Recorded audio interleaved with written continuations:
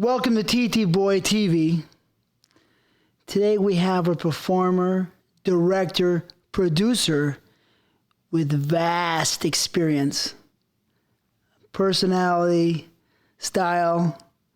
Please welcome Mike Stefano. Thank you for having me. Thank you for coming. Anytime. Forget about it. Forget about it. How have you been? I've been good. Been living outside the country, but been good. All the way from the Philippines. Philippines, yes, sir. How is it out there? It's great. Yeah? Yeah. Why are you out there? I actually stopped the porn business a while ago, like in 2012, 2013. And I got burnt out, so I just had to get away. And being used to having young, hot chicks doing porn, I had to be around young, hot chicks. So I said, where can I go where I still have that accessibility?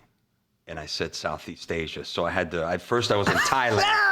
Yeah, and then the Philippines. But you got it 24/7. It's beautiful. So hookers everywhere. All over. You know, in the old days, people wouldn't approve of hookers. True.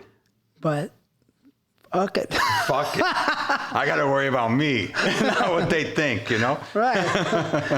Because I was in Thailand in 1990. Wow. You know, when it was really down low. Oh, yeah. Now, I mean, it wasn't down low, but yeah.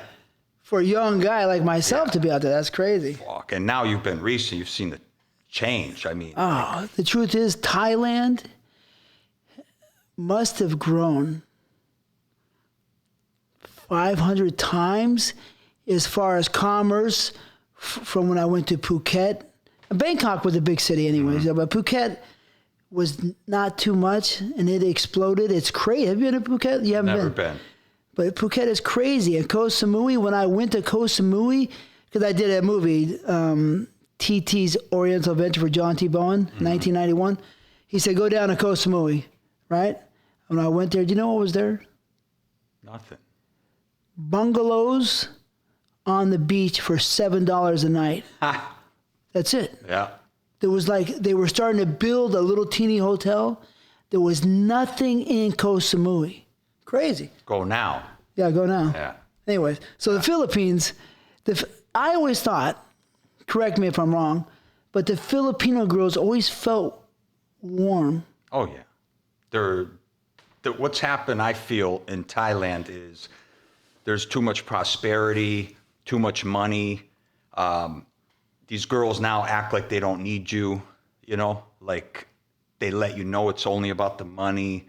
Their attitudes suck, you know, ungrateful. Philippines is still like 20 years back, Thailand. So they're still grateful, appreciative, more caring.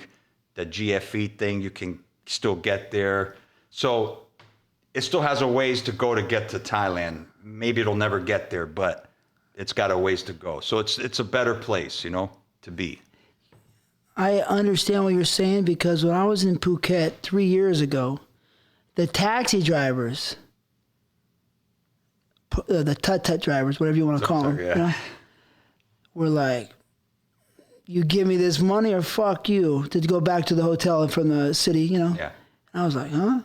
Like they were real serious about it too. It felt like I was in a different country because that was never the mentality or agenda for those drivers or workers. It was always just so nice. How you doing? And that's what was so attractive for Thailand was the mentality, right? Was the humbleness. Yeah. It attracted you, right? Attracted me. Yeah, and then it used to be the land of smiles. You know, Thailand's no more. Right. No more smiles, you know? Right. Yeah, it's bad. Right, because that guy looked like he was going to shin kick me. Right? Oh. Right? I said no, and he looked at... Yeah. I was like, whoa. And I wasn't scared. I was just like, whoa, this whole thing changed. It's changed. And in the hotel, they were ruder too. Yeah. I remember. Yeah. They were like, yeah. Yeah. I'm like, whoa. Yeah.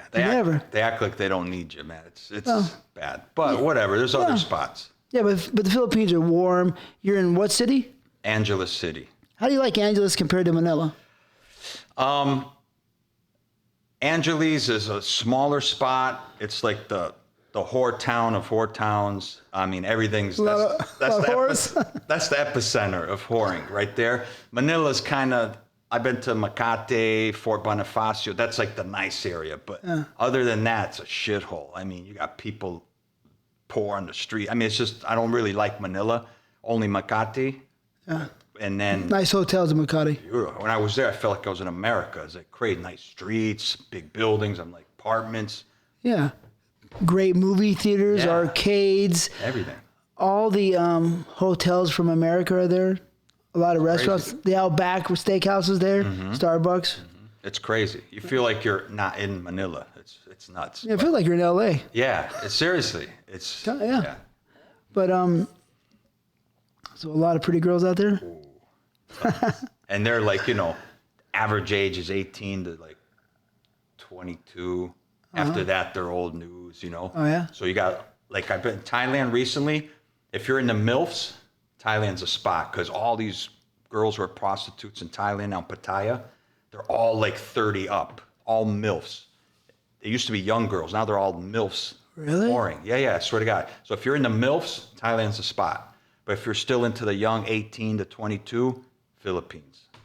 Yeah. Oh really? They're like MILFs, dude. It's So crazy. no young girls in Thailand? Very few. Most are 30 up. Could they have jobs? They got boyfriends, got money now, pretty much. Too much prosperity, Wow. Well, that's good. Yeah. Good for them. Good for them. Yeah. Not me. Good for them. That's a trip though. That's Crazy. I know, yeah. It changed, Yeah, that totally opens my eyes. Yeah. Or yeah. Yeah. Enlightens me. Yeah. If you go to Pattaya, Educate me. Yeah. that's Pattaya, MILF, okay. MILF heaven.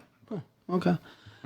So, anyways, the fact is that you like girls, I like girls, and a lot of people think that you should like girls your own age, but you have to think about, this is not what this show is about, but we're going to say real quick, for many years, a lot of people believed that the youth of a woman gave you life, gave you energy. And so you're not going to find that with an older woman.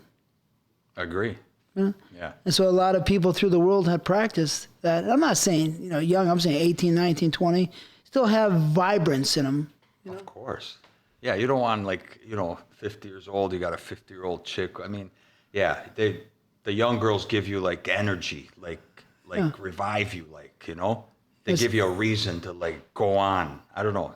I'm the same like you with that, It's probably a real secret. You know what I mean? Because if everybody practiced, maybe everybody would stay younger. Yeah. Go with a younger chick, you stay young. Yeah. True. Yeah.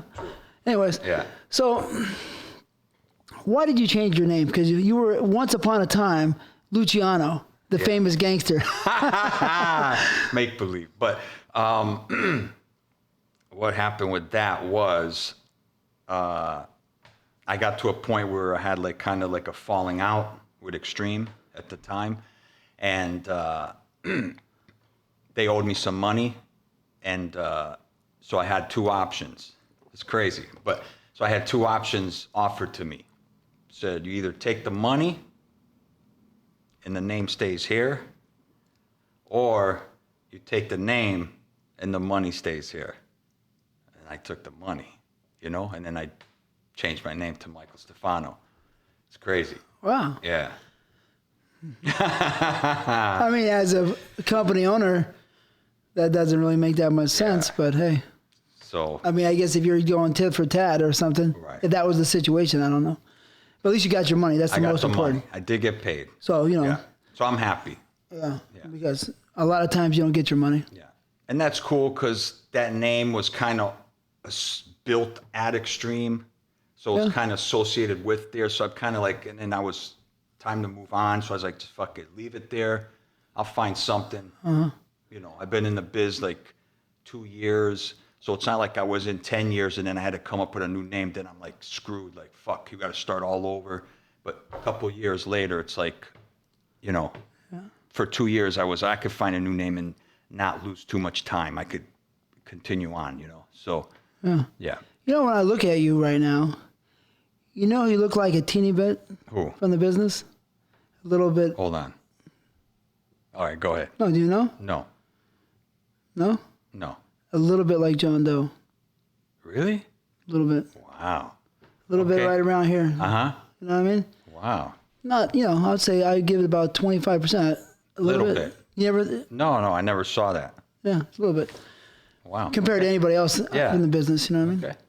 He was a good guy. Yeah. You know? I know. I remember John. You ever hang out with him? Not much, but I did. I think, did I work with him or not? I can't remember. I think I did. No, I did work with him. I think once. He's solid. He was a solid performer. He was chill, yeah. Nice guy. He was good. Where are you originally from? I'm originally from Hartford, Connecticut, back east. Okay. I thought I recognized him. I've East been Coast. here since '92, and I still got this freaking back east thing. Well, but I got a little back east, and I'm not even from the back east. My family's from New York, but I'm from here, LA. right? Yeah. So what the fuck? It's in the blood, dude. Yeah. And you and I are similar when it comes to women. Right? Oh yeah. Because I know you like black women. That's the trigger right there. I was gonna say we have a lot in common. How many black girls do you think you had sex with? Not as many as you, but 1,000 more. I don't know. 1,000? Tons. Thousands or 1,000? Over 1,000. You killed it over me for sure. But we have that. That's like the thing. Yeah. Why are you attracted to him? I like dark. Dark is sexy for me. So do you like the really dark-skinned girls? The darker the better. You know what I mean? Seriously. It love can't be dark dark-skinned girls. enough. Can't be dark enough for me. Like black, like the color black, literally, And that's not, that's true. It's not that always easy to find those girls in Los Angeles. Very hard. Not very hard, but there's not always dark-skinned girls in LA. Yeah. You see dark or brown skin. Right. But where's the dark girls? Dark. Here and there. Here and there. But, wow. Just, to me, that's sexy. And then I love to see that pink with that dark. It's fucking crazy. It's great. It's like a horny thing for me, man. And sometimes I think that the darker girls are hotter pussies. Oh, yeah. You think so? Sometimes? Yeah. Sometimes. Or maybe it's in your mind. I don't know. You know what I It mean? could be psychological. You're hornier. Look I at don't that pink, fucking juicy pink, dark. Wow. It's just amazing. It's like incredible for me. Like you, we're similar with that. I'll just be like, Yeah. I get stuck. Some girls, I just be like this. Some girls I shoot my movies, I'd be like, I couldn't even look at them. They make me so horny. Right? You know what I mean? You're like, I don't want to look like a werewolf. Right? Oh, that's funny. But I would just be like, Fuck. Crazy, bro. you felt like that sometimes? Oh my God, this drives me nuts, dude. Yeah. Well, I mean, that's pretty much with all girls, but some dark-skinned girls really got to me. But anytime a girl has really, really hit me, she didn't always have to be the prettiest, right? But some kind of chemicals, reactions Something. going on, you'd be like, Fuck. Yeah. right? You felt that way? Oh my God, dude. Fuck. So do you like, I mean, you already told me kind of, he likes the girls in the alleys, right? A little bit? Yeah, I like the seedy situations. Yeah, kind of risky, like not dirty, but you know what I mean? Like, Yeah. I understand. the horny factor for me is to see a hot looking girl, like with like just a fucking thong on. T-shirt maybe? Yeah, almost half naked. T-shirt? Yeah, like hot in a dirty fucking place. It's like, you shouldn't be here. Like, Right. I love And it. you shouldn't be there. Good way to get killed. That's true. Oh, I love that. I love that too. Yeah. Yeah, I admit it. Yeah, why not? Believe me. So, when, why, and how did you get in the business? I got in porn in 1997, mid 1997, and at that time, I had owned an Italian restaurant down in Orange County when I was 25 to 27. Really? Yeah. I put on my credit cards, did all this shit, and Italian restaurant? Yeah. So, can you cook? I can cook. I made meatball sauce. My mom helped me cook. I flew her in from Connecticut. She stayed here, and we did it for 2 years. But night and day, 7 days a week, 15 hours a day, and I made no money. Just paid the bills. I was like, what am I doing? I'm like 25, 26, 27. Like, wasted my life here, you know? And how much did you put in the business? I probably ended up losing like 50 grand. This That you didn't have. I mean, why? 1995, you know? Did you have money saved? Or No, it was all credit cards. Yeah, I screwed myself. You know, I'd go bankruptcy, all that. But I got one point. I'm like a dude that I go, and then when the end comes, it's all over in a second. Like, there's no lead up. It just ends, you know? Like, so you'll take the beating. yeah, I'm like, in a second. You like, some people, you see the build up when something's coming. Mm-hmm. With me, it's in a second, you know? So one day I was like, you know what?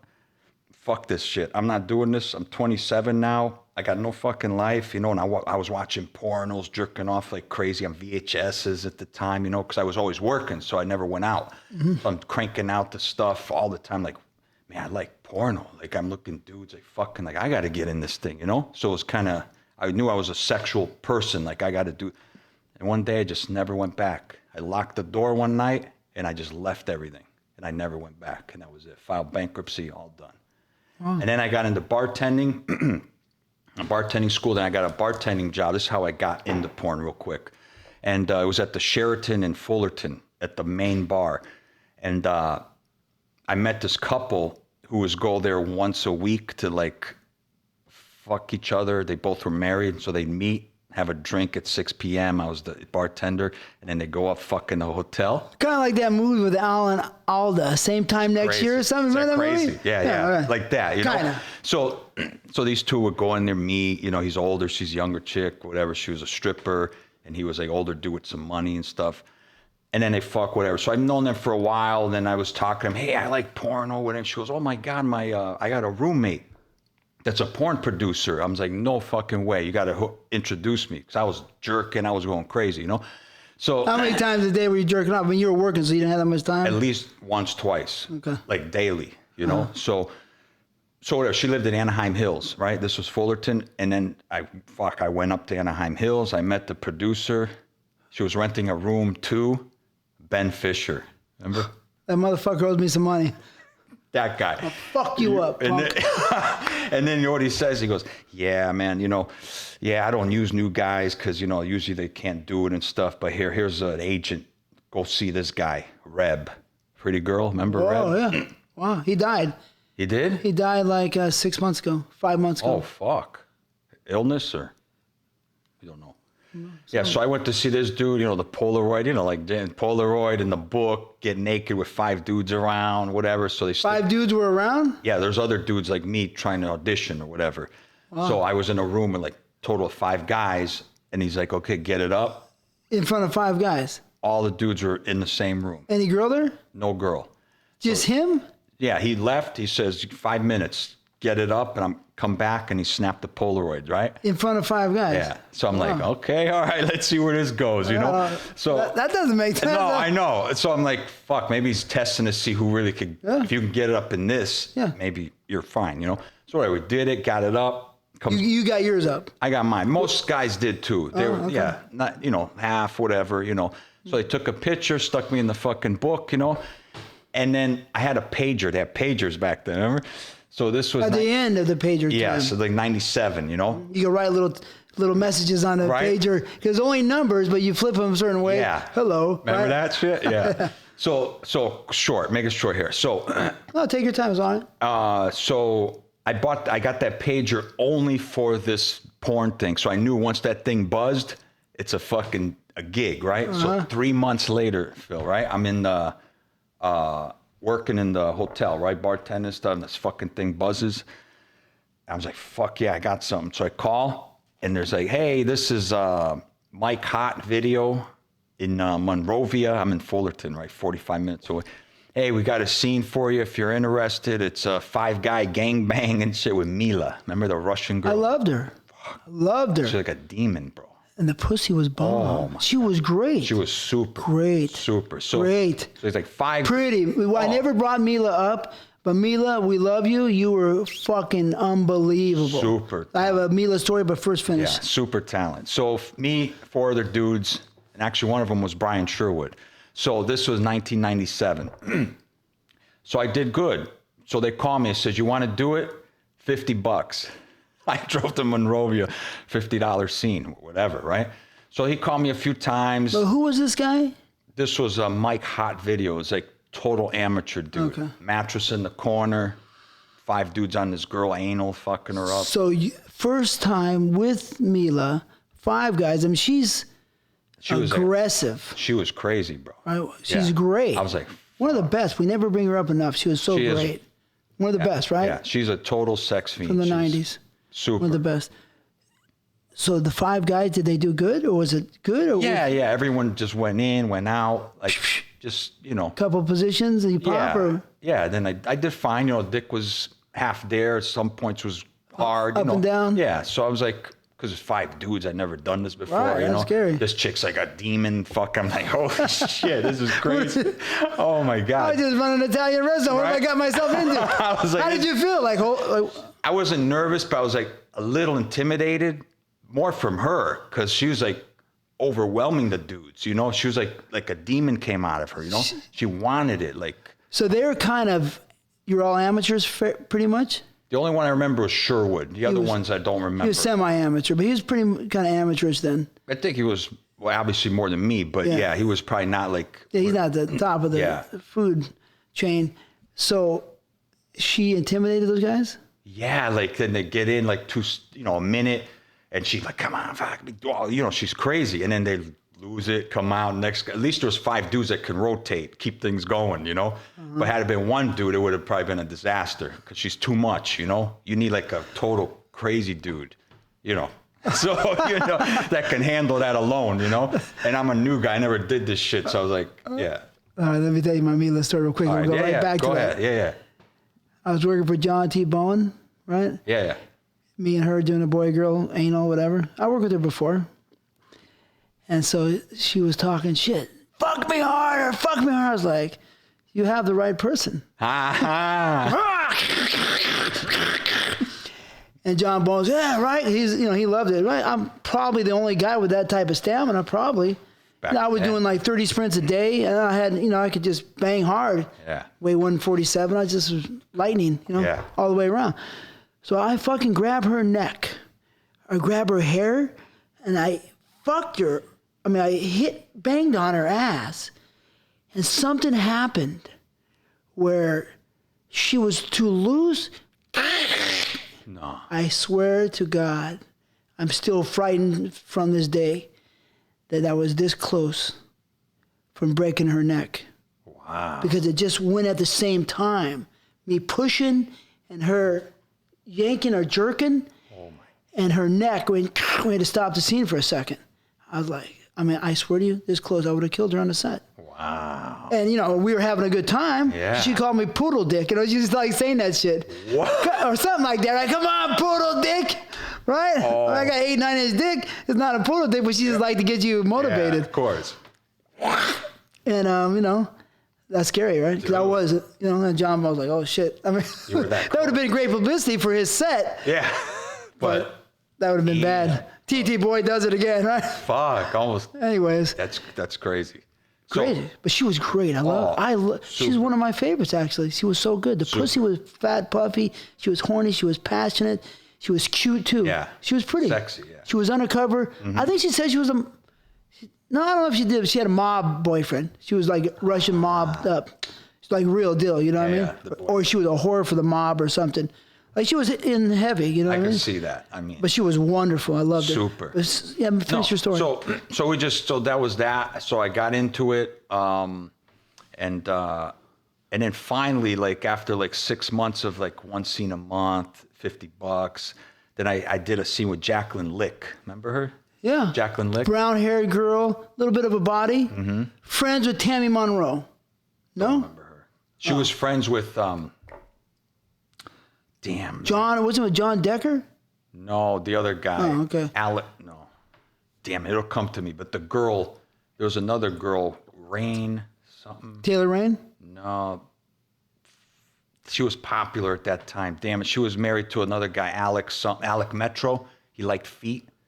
He was with her. Her name, damn, I don't remember. She was real popular, brunette, cute. Cute. Jacqueline maybe Lick. I didn't work with her, but I remember the name for sure. Yeah, she was at that time buddies with her, and she's like, at Mike Hot doing a scene with me, and she's like, "What are you doing, wasting your time here with this stuff, man? You should be like doing better stuff, like work for Vivid, Wicked." She saw I did good, I was getting more confident. You were getting stronger? Yeah, I felt confident and stuff, and I'm like, I didn't think I was any better. I don't know what good is, So she's like, "Yeah, you got it. What are you doing here, Because she was already working for big companies and shit. So I know the girl. So I said she had a little bit of a body, right? Yeah. She was thin. Yeah. So she gave me Jim South's number. So go see this guy. He's like the top agent, whatever. So Jim South, I'm on the couch, on the couch. Sitting, waiting. So you go see him. Yeah. You take the Polaroids. Yeah. And then you come in and wait on the couch. Yeah, I got nothing to do, so I go hang there all day, go eat lunch at the Hamlet. Remember It's beautiful, all the girls. It's beautiful. I mean, you sitting there on the couch. I mean, people got to know this is like a fucking dream. Oh, yeah. Right? You walk in, and I'm here before you. Oh. So, but it's still in that's 97 or 98. 98. It's still a dream. Oh, right? fuck. But you're sitting on a couch. Just think about this. Where, in what galaxy does this really happen? Yeah. Probably never, ever again. I bet you. It's crazy. You're sitting on a couch, Jim South, World Modeling, right? That's his card right there. I saw that. I was like, that's fucking That's the original card. You got to watch Jim South interview to understand it. Yeah. He is the biggest agent in porno, biggest agent in the world. He owns 90% of all porn females, as an agent, in the world. There's little people in Prague and Budapest, a little bit Italian in those days, but very small. So Jim South, World Modeling has all the top stars. Reb has a few, but he's almost done. Yeah. So anyway, just sitting on a couch, waiting, being friendly with Jim. He's a very nice guy. Nice. And if you're lucky, if you're lucky, you can grab his attention slowly, and he'll say, "Hey, what? Okay, right?" Yeah. But you're sitting there with the girls. Yeah. The girls are next to you, and a lot of them, for me, were friendly. Yeah. Were they friendly to you? Yeah. They're, "Hey, how are you? What's your name?" "I am Mike," and a hot chick. I'm like, "Fuck, this is crazy, man." See some stars?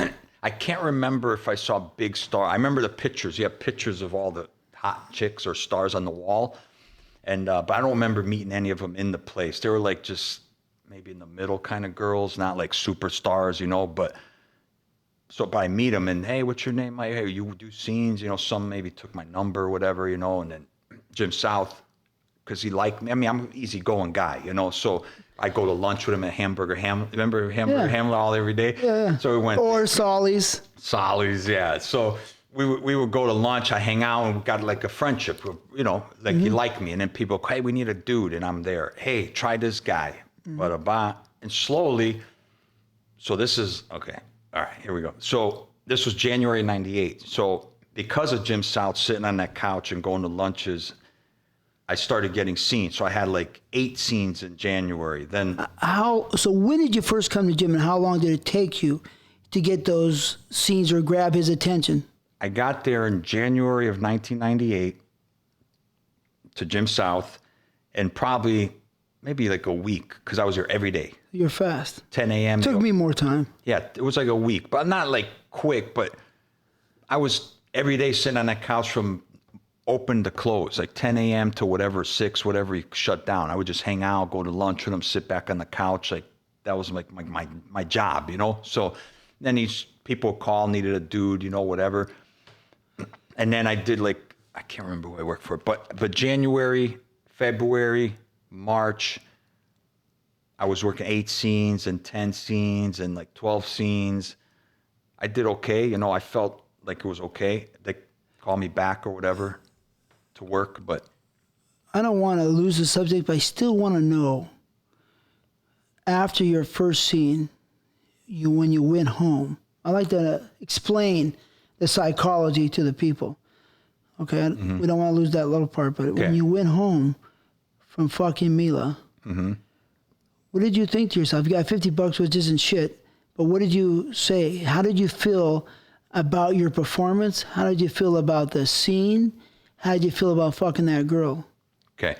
So when I was done, excuse me, when I was done with Mila and I'm driving, like in the car, it wasn't even about the money. I forgot already about the money, the 50. It could have been $1,000. Like, I was like, I forgot about the money. I was like, wow, did I just do that? Like, I just banged this crazy hot chick, like getting fucked by all these guys. That kind of turned me on too. Just to see this hot chick getting like rotated on by like all these different dudes, like, like a whore, you know what I mean? That like turns me on, like treating her like meat, you know? And everyone's just fucking her holes. And I'm like, wow. And I'm driving like, wow, wow, this is fucking awesome. Like I'm in, like I'm doing it now, you know? And hopefully they call me again, you know? So are you like a Roman? Right, because the Romans like the gangbang? Not that...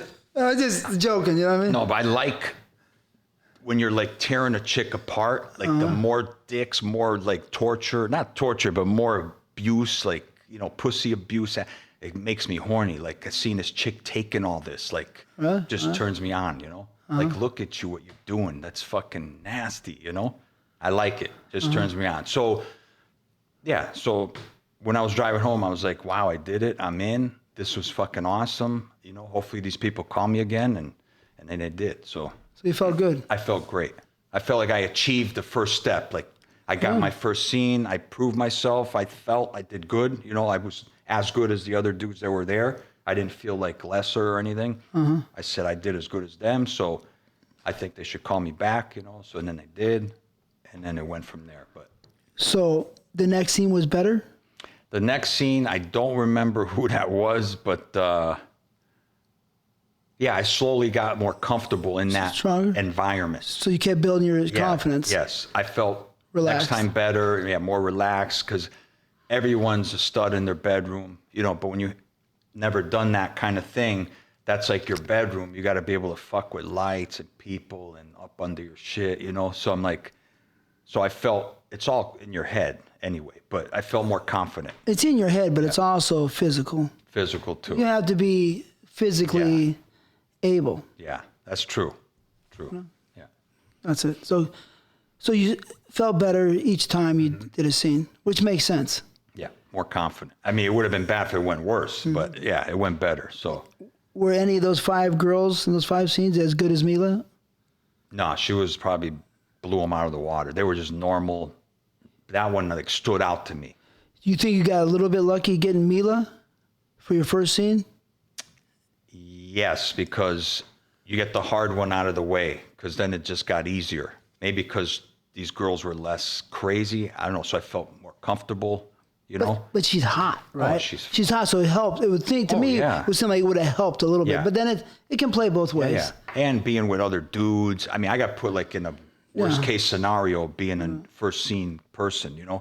Like be able to pull that off, like, okay, I did all right. I wasn't intimidated like by the dudes that where I couldn't do it, you know? So I was like, I felt good. I think in my 5th scene, I was stuck with all the top performers doing a gangbang with the top directors. Who? It was for Alex Dorenzi in Frisco, right? I only did 4 or 5 scenes. I think I could have did 6 scenes. And there was Joey, Tom, John Leslie, and Jamie Gillis were watching, right? Wow, we're in his garage. And Peter North? No. Mark Wallace. Wow. I mean, all the top guys, and maybe there was 6 guys. So I think those 3 top guys are 3 other guys also, you know, in the gangbang. So I know you know, but the girl for me was so hot. Who? Kelly Royce. Yeah, I don't remember. She came and gone. She was pretty blonde. She had this crazy, fat, beautiful bomb. Even when I think about it today, pussy. I mean, it was incredible. Wow. She was incredible. Sweet. Yeah. Anyways, so. That's pressure, though. Because you got all top guys. You know, you're like, hey. Yeah. I think Randy West might have been. I don't know. You know, I think a lot of guys. Those are the big dogs. Yeah, all the popular guys there. I don't think Peter North was there. I'm pretty sure he wasn't there. But top guys. Yeah. Strong top guys. Fuck. Those guys are strong. Yeah, you know, Mark and Tom are very strong. That's like a harder situation than me. You had like, you know, these guys I were just whatever, you know. Bums. But these guys are solid guys. But Bum. Alex Durante's a serious director. You know what I mean? Remember the name? Yeah. So he was not that guy to. He was like, you do the fucking job. Yeah. He was not like a easygoing guy. He was if he knew you. Mm-hmm. But if you're like a new guy, you can't do the job. I've seen him before, heard him, right? I was there, watching say, if you don't get that limp noodle hard, get the fuck out of here. Right? that's not going to help your dick. That's pressure, bro. Right? And you grew up in a really hard era because there was actually really just a few guys. Yeah. Like now is a gazillion, you know? Yeah. But you went through the tough times, man. But anyways, I did the job. Yeah. Fine. And the girl was beautiful. I loved her. But for me, it seemed like Mila would have been somebody I wanted to have sex with. Probably. But, Anyway, so go back, please, to where we left off. You're in Jim's office and you're getting your scenes. Yeah, I'm getting my scenes. And then finally in April, this is a weird how this happened. So I had this friend in Long Beach, right? And I had already done like maybe, 10, 8, like 20 scenes, right? In those 3 months, 20, 25 scenes. And my friend says, why don't you make like a chronology list, like the director, the girl, what kind of scene you did, blah, blah, blah, like whatever. And then take it around to like porn companies. And I'm like, all right, so whatever. He did it for me. Would you work on this day for who? All this, right? Kind of like an actor. Like a resume. Resume, yeah. For Hollywood, this is what you've done. Yeah. So I was like, all right, whatever. He was more into it than me. So he said, do it. And I did it. And then one day I met Santino Lee. Remember Santino Lee? Yeah. Yeah. I met him. I think it might have been at Jim South's. And he karate said, guy. Yeah. So he's talking about karate. Exactly. So yeah, him, And one day he talked shit. A few times he talked shit about and I confronted him. I mean, I wasn't tight with him, but if it wasn't for him, I wouldn't be sitting here right now, and I'll tell you why. So he just happened to meet me at Jim South's. We weren't buddy, and he goes, let's go, man. I'll take you around. He didn't know me from Adam. Yeah, wow, swear to God. nice. He goes, I'll take you around. And he took me around, and he took me to Extreme when they just started on Eaton Street, right? Eaton Avenue. They just left Elegant, and they just opened up like a month or whatever at the Extreme Associates, right? Right, Tom Byron, Rob Black. Van Damage, right? Van Damage. So I'm like, he goes, we're going to go see Tom Byron. I said, what, really? Fuck, I was all excited, So That's nice of him. That's very I was shocked. And that's the weird part because I had seen him on the sets, and I had, we worked on a couple of sets, and he was always nice. Mm-hmm. And people talk shit when you become a superstar, you know what I mean? Right. But I always liked him, but anyways, yeah, so that's very nice of him. I was shocked. I was like, okay, I'll go, whatever, what do I got to lose? So he takes you around, and then we went into Tom Byron's, and he goes, hey, this is Mike Long, or whatever the hell I was called back then. But so I go, hey, Tommy, how are you, blah, blah, blah. And I gave him the sheet. He go, here, if you want to check it out or whatever, these are scenes I've done, who I worked with, whatever. And he looked at it, and he says, all right, and then see you later. I thought he just chucked this thing in the trash, right? So then a few days later, fucking Tom Byron calls me, and I'm like, Tommy? He goes, yeah, this is Tom Byron at Extreme. I actually went through your little resume that you had, and I called up some of the girls that I knew on that sheet in a couple of the directors' companies, and I asked them about you. And he goes, not one of them had anything bad to say about you. So he goes, I had to give you a call. That's so nice. Everyone had nothing but good, right? Uh-huh. And he goes, so I want to give you a shot. Want to put you in a scene. I'm like, holy fuck, I'm all excited. Oh, dude, it was, I was a few months in, and Tom Byron, right. So I'm like, yeah, he's a big star. He was huge, right? Pretty big, yeah. So good, great performer, yeah. Right. So he's got a scene. He goes, I got you in a 4-way with Raquel Devine and some other girl I don't remember, and Jake Steed. I know you know Jake. I'm like, oh my God, a huge what am I gonna do? You know what I mean? I was intimidated because I've seen Jake. I knew Jake Steed too. I was like, fuck. I said, whatever. So go there, did the scene. I did good, I think. It's Jake, we were moving around the girls, whatever. It was fine. And he goes, at the end of when it was all over, he goes, "Hey man, you know what? You did really good, man. You're just starting out in this business, whatever. And you got to come see Rob Black. You know, we got to like keep you, like we want to keep you." Oh, Tommy said that. Tommy says, so not Jake. Tommy said, you know, you did good, man. We got to get you at Extreme, like exclusive. So I'm like, go see Rob Black. I'm like, okay. So next day I go there, Rob Black. Tommy probably told him, hey, this kid's good, you know. I don't know what he liked, whatever, but he liked something. So, and he goes, we got to sign this dude. And so in April of 1998, I had all these scenes ready, booked for VCA, Wicked, Vivid, my first features coming up. And then they said, no, everything's done. You're going to sign here. You're going to stay with us. And so I canceled everything. And that's when I started with Extreme. I got signed under like exclusive. Oh, and that's where Luciano started and that whole thing.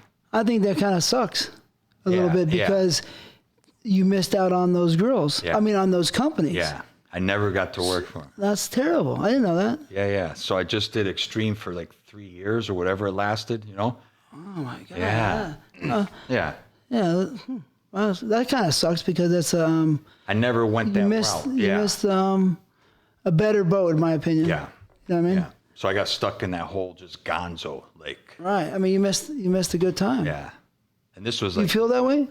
I mean, I sometimes I look back, I go, fuck, it would have been nice to bank some of those hot girls over there and something different, like featured things, you know, maybe would have built the name more. It would have been better.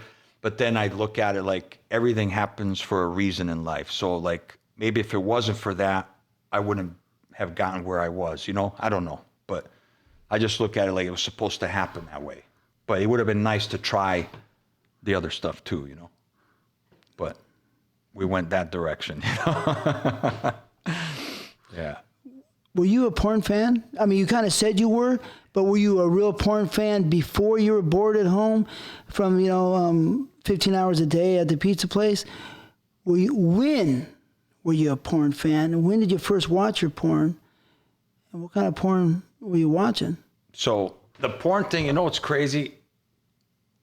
I was banging a lot of chicks in my personal life, but like in Connecticut, back east and stuff. And when I came to Cali, I was just trying to get things going. I had a girlfriend, whatever. But I never really watched tons of porn until I was doing that like Italian restaurant. It's so weird. And then I just got obsessed with it like crazy, you know. And it wasn't, for me, it was more like watching the dudes. Not because I'm gay or anything, but just I want to see like the good guys like you, Shawn Michaels, Peter North, Rocco Siffredi, Nacho Vidal. It was Vince Voyer, Mark Davis, like just drilling these fucking girls. I was like, fuck, that's like awesome, you know? So I to me, it's like the guy makes the scene, you know? The guy brings the shit out of the girl. The guy's lame, shit's gonna be lame, you know? Like the guy brings the nasty out of the chick, you know, for me. So these guys were like guys like you know, you guys like gave it, you know, like the girls were going crazy, like, you know, like reacting to what you're doing. So I used to watch it on the guys, you know, renting lots of Anabolic, like Evil Angel, you know, shit like that. So just jerking off and, you know, seeing these fucking hot chicks getting nailed by these monsters, like just killing them, you know. So, but that happened when I was in the restaurant. Like, so that's 96, 7 kind of? that was like 1995. 5, 7? Yeah. You say 2 years in the restaurant? 95 to 97 was the restaurant, and then 97 porn, whatever. So you must have seen me in a lot of movies then. I seen you. I don't remember titles of stuff, but I've seen you like killing. You were like a machine, bro. You're an animal. Like I like the aggressive. Like I like not just lame, you know, like you, Rocco, you know, guys like that, like killing it. I mean, yeah, Nacho wasn't around yet, you know, then. Nacho didn't come till about I thought I saw Nacho 90. like evil. No, because I was there when Nacho, but Nacho came in about 98. It was when I started there, right around. 98. So, but yeah, Nacho's great. Super. Powerful. Killed it. Of course, powerful. But besides that, I don't know anybody who really exploded besides Rocco and me really going hard. But who wouldn't? I mean, maybe I wasn't watching all the porn. I just know I worked side by side with all the guys. with everybody, you know what I mean? And who else was really killing him? Rocco, you, Peter North, you know, he had the big dick, the huge monster loads. He used to like watch. Was he killing the girls? Not killing, but he had the big loads. Oh, he's great. Peter North is amazing, yeah. And like Shawn Michaels wasn't like aggressive, but he had that huge dick, you know what I mean? He just looked nasty, you know? He's great, of course. You know, so it was more like not all about high power, pound, but just like the big, huge cocks. Peter North had the monster loads. Yeah, that's crazy. I'm like, what the fuck? That's a crazy load. And I was getting into all this stuff like crazy. Like I had a little, in the same shopping center where I had my Italian restaurant, like 3 doors down was a Vietnamese, like, you know, renting tapes, videotapes and shit. Oh, so you're right next to it, yeah. Boom, renting shit out, like VHS, dude. Yeah. You know? I'm like, fuck. So you really started renting in 95. Is that really what you want to say? Right around there. So you really weren't part of the 80s porno watching that stuff? Not really. No. Yeah. Pretty much not. Not really, no. But I knew the names. You did know? new names like from the Mark 80s? Wallace, all these guys. Tom Byron? Yeah, Byron. Randy West? West. Like John, Alex DeRenzi, John Leslie. Joey? Joey Silvera. Yeah. Jerry Butler at all? Butler, I remember that. Yeah. Buck Adams? Buck Adams. Wow, that's crazy. Buck was my roommate. Yeah. He was great, right? Buck, yeah. Amber Lynn. Amber Lynn. Chrissy Canyon. Ginger Lynn. Yep. And I actually got to work with Amber Lynn and Ginger Lynn, so it was nice later on. How was they? Great. Who was better? I like banging Amber Lynn. Really? Yeah. She just looked like more of like a slut, like, you know? I don't know, just that big lid, the blonde hair. I don't know, she just drove me crazy. Ginger was more just normal, like, you know? Yeah. Yeah. Pino say he likes Amber Lynn. Says he, of course, he loved Ginger. Yeah. I think he said he liked Ginger good. the most, yeah. Really? Yeah. Tracy Lords, you see her videos? Yeah, but I never, No. Never. I wish. Fuck, she was beautiful. Damn. Yeah, she looked so fucking hot. Who hit her, like guys you know? Oh, Peter North, yeah. Tom Byron, Mark Wallace, Herschel Savage. Herschel. I'm sure Randy West did. You know, probably Buck did, probably. And I don't know. Yeah. I mean, Jerry Butler was popular in those days. He probably did too. I remember that guy, yeah. That's Probably crazy. John Leslie probably did. I think he was still working. Probably, but I don't know, you know, for sure. Yeah. 'Cause I wasn't there. I just know the guys, for sure, Tom, Mark, and Al. Did it. And Peter North too. You know who was hot to me back in, and I was looking at these chicks in fucking magazines. You know, the Seika days was Del Rio. She looked I hot. used to jerk to her in the magazines like crazy. Big ass clit. Oh my God, something about her. Fucking, it's crazy. She has a great, nasty look. Ooh, Hot, right? yeah. Horny. Yeah, when you look at her face still, you kind of get stimulated, right? Yeah, it's just horny. Right, like yeah. she looks like, people said she was great, you know? Yeah, I used to jerk off to the magazines with her. Vanessa Del Rio. Vanessa Del Rio.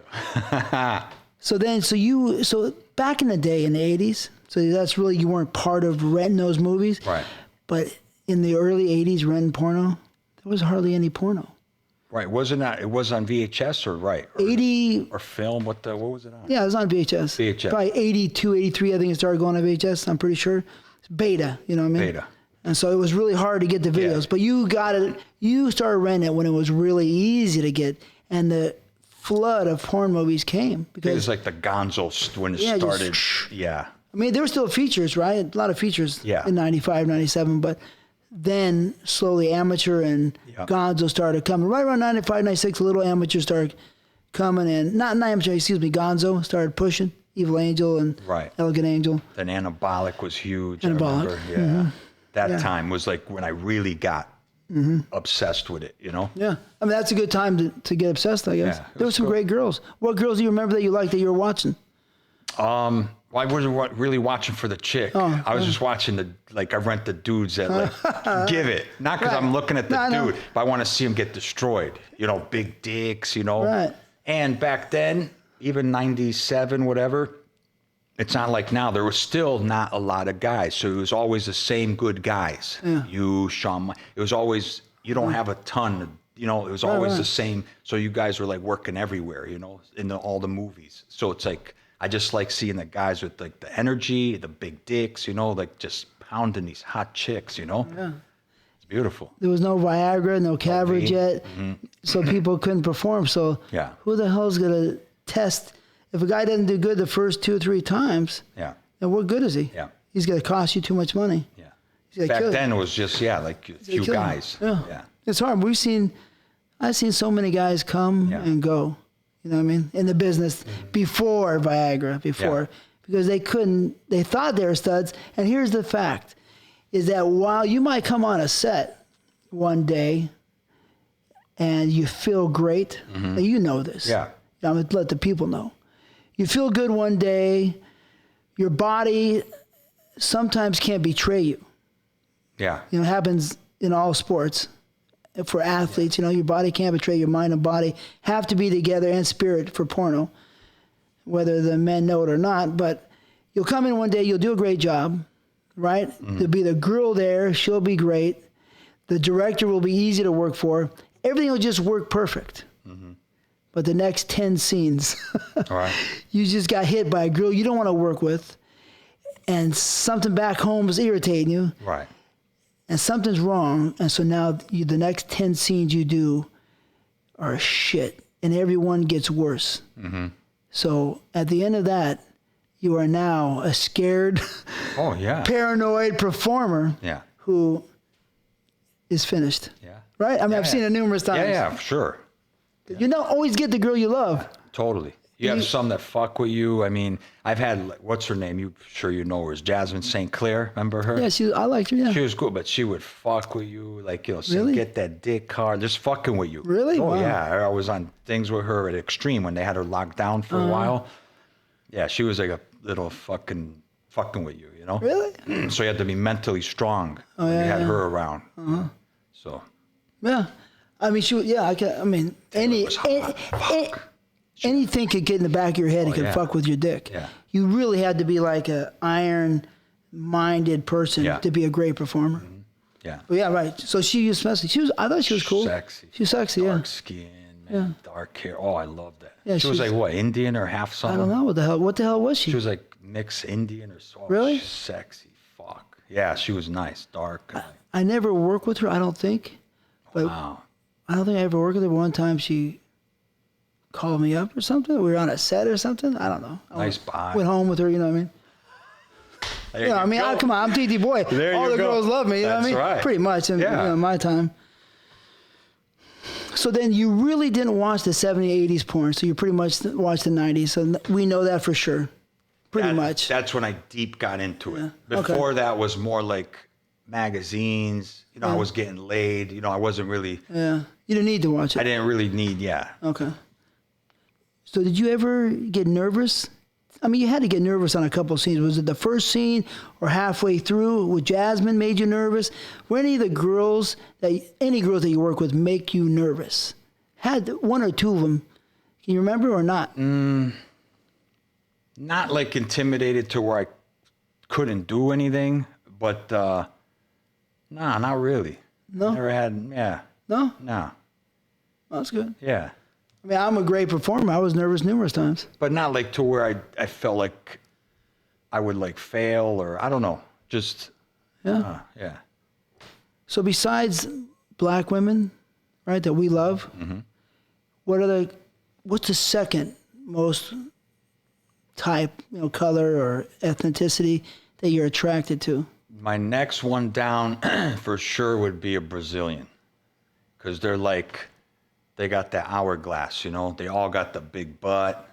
You got from light skin to dark skin, blonde hair, blue eyes to totally chocolate, in Brazil. Yeah. So it's Brazilian. They have the bodies I like, fucking dark, sexy Brazilian girls. So basically, none of these girls were in the business to work with. Right. It's crazy. I felt the same way. Yeah, it's crazy, right? I mean, there's beautiful blondes I loved working with. Some were unbelievable, and brunettes, of course. Yeah. But these girls that we're talking about, they really weren't there too much.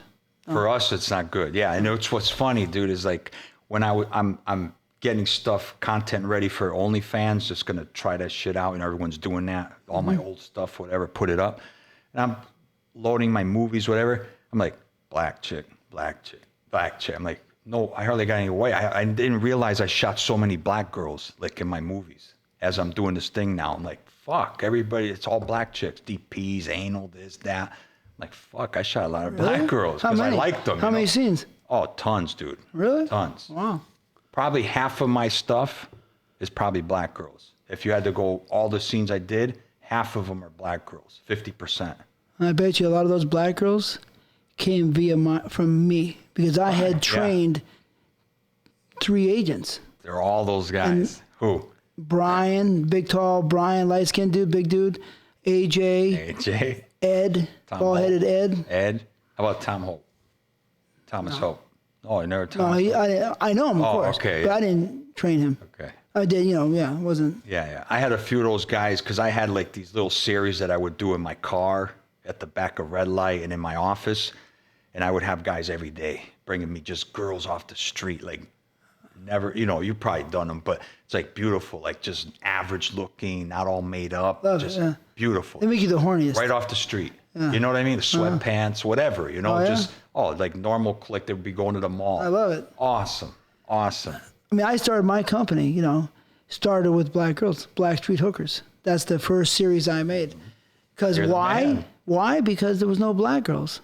I mean, there was, and I loved the girls that were there, but there was like, I started in 96, 5 girls, 6 girls, black girls, to work, Nothing, yeah. It was like...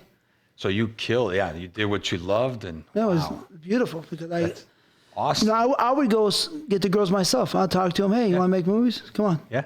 Pay you good money. Beautiful. Numerous, a lot of girls. I procured myself. Fuck, that's awesome. But I understand what you're saying. Yeah.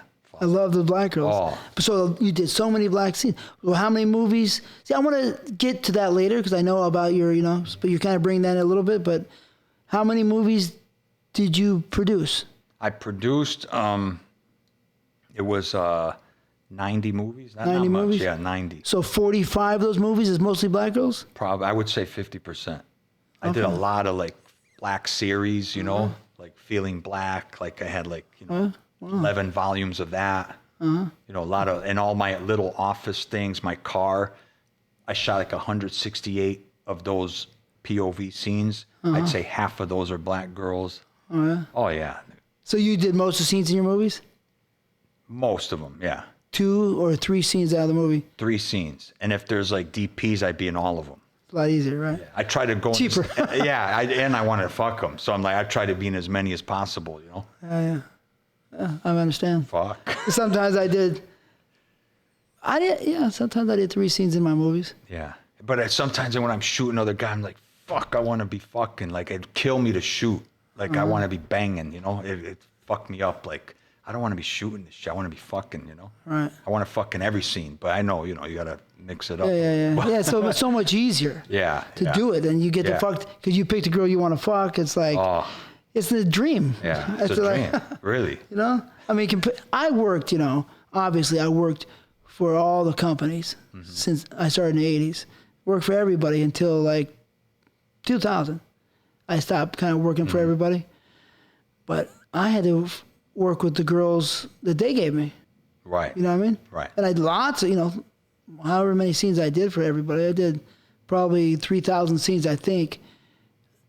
And I think most of them were for other people. I think I did 500 scenes for myself, I think, you know what I mean? Yeah. But 400 or 500 for myself, but most of them were for the other companies. Okay. And rarely were they the girls that really hit my heart. Right. You know what I mean? Yeah. Of course, there's great girls. I remember thinking of a girl the other day who was so fucking great, and I always forget to bring her up, who was really spectacular. Asia Carrera. Oh, yeah. I remember. I did her first scene, or one of them. She was so pretty. Yeah, I did one with her. I forget who for. It was like a Vivid or a Wicked. I can't remember. Some big company. Later on, I did like a scene for them. After Extreme, Wasn't she great? She's awesome. I love her. Sexy, yeah. So, the girls, if you're attracted to black girls, or, Latin style, mixed Latin, Brazil's got a lot of black in their blood. What kind of girls were you fucking at home? In Connecticut, or? Yeah, both. Yeah, I was banging just white chicks, yeah. White chicks? Yeah. Those are girls that were talking to you? Yeah. More like, right? It wasn't a lot of black girls. It was more like, white, Italian. Yeah. Like that. But I bang because I like to bang, but I like the dark. I'm just into the dark, Were you nasty to the girls? No, not. You weren't talking, doing nasty stuff, ATM or anything crazy? No, none of that stuff. No. Just normal. Normal, yeah. Fucking them doggy, Yeah, missionary, cowgirl, pretty much. Basic, yeah. Fucking them up the ass? No, you know what's funny, dude, is I've done tons of anal scenes, thousands, right? And I've only done anal one time in my personal life, ever. Wow. When I was like 20 or 21. Really? When I was back in Connecticut, some older chick, I fucked her in the ass, but I've never done anal in my personal life with a chick, you know? It's crazy, huh? Wow. I like the pussy, man. I like that pussy. Really? Fuck. We're going to get to that. Yeah, fuck. I had a girlfriend I used to fuck up ass when she was 14. I was 15 or 16, same age, you know? Oh, wow. And she was horny as hell. Wow. Her name was Shannon. I never got that lucky. Fuck. That's She crazy. was horny as fucking hell, yeah. Damn. I de-virginized her and everything, but she was so fucking horny. We were horny for each other, but yeah. Fuck. But that wasn't my thing. Yeah. She just was horny, and she was beautiful, you know? Yeah. So, Why not? whatever. Let's talk about that, the pussy, Mm-hmm. right? Because you like pussy.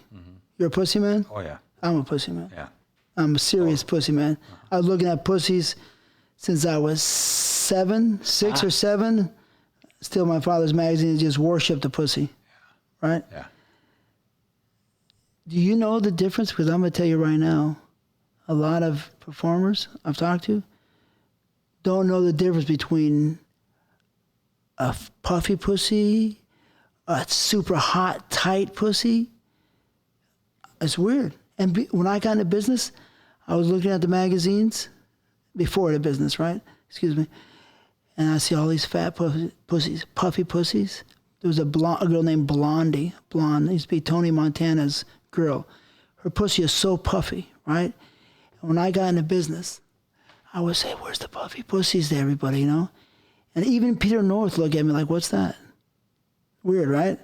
And so after time, he understood it, right? But you would think that it would have been a relevant thing, but people really weren't paying attention as far as I could tell when I was talking to these other performers. Strange, right?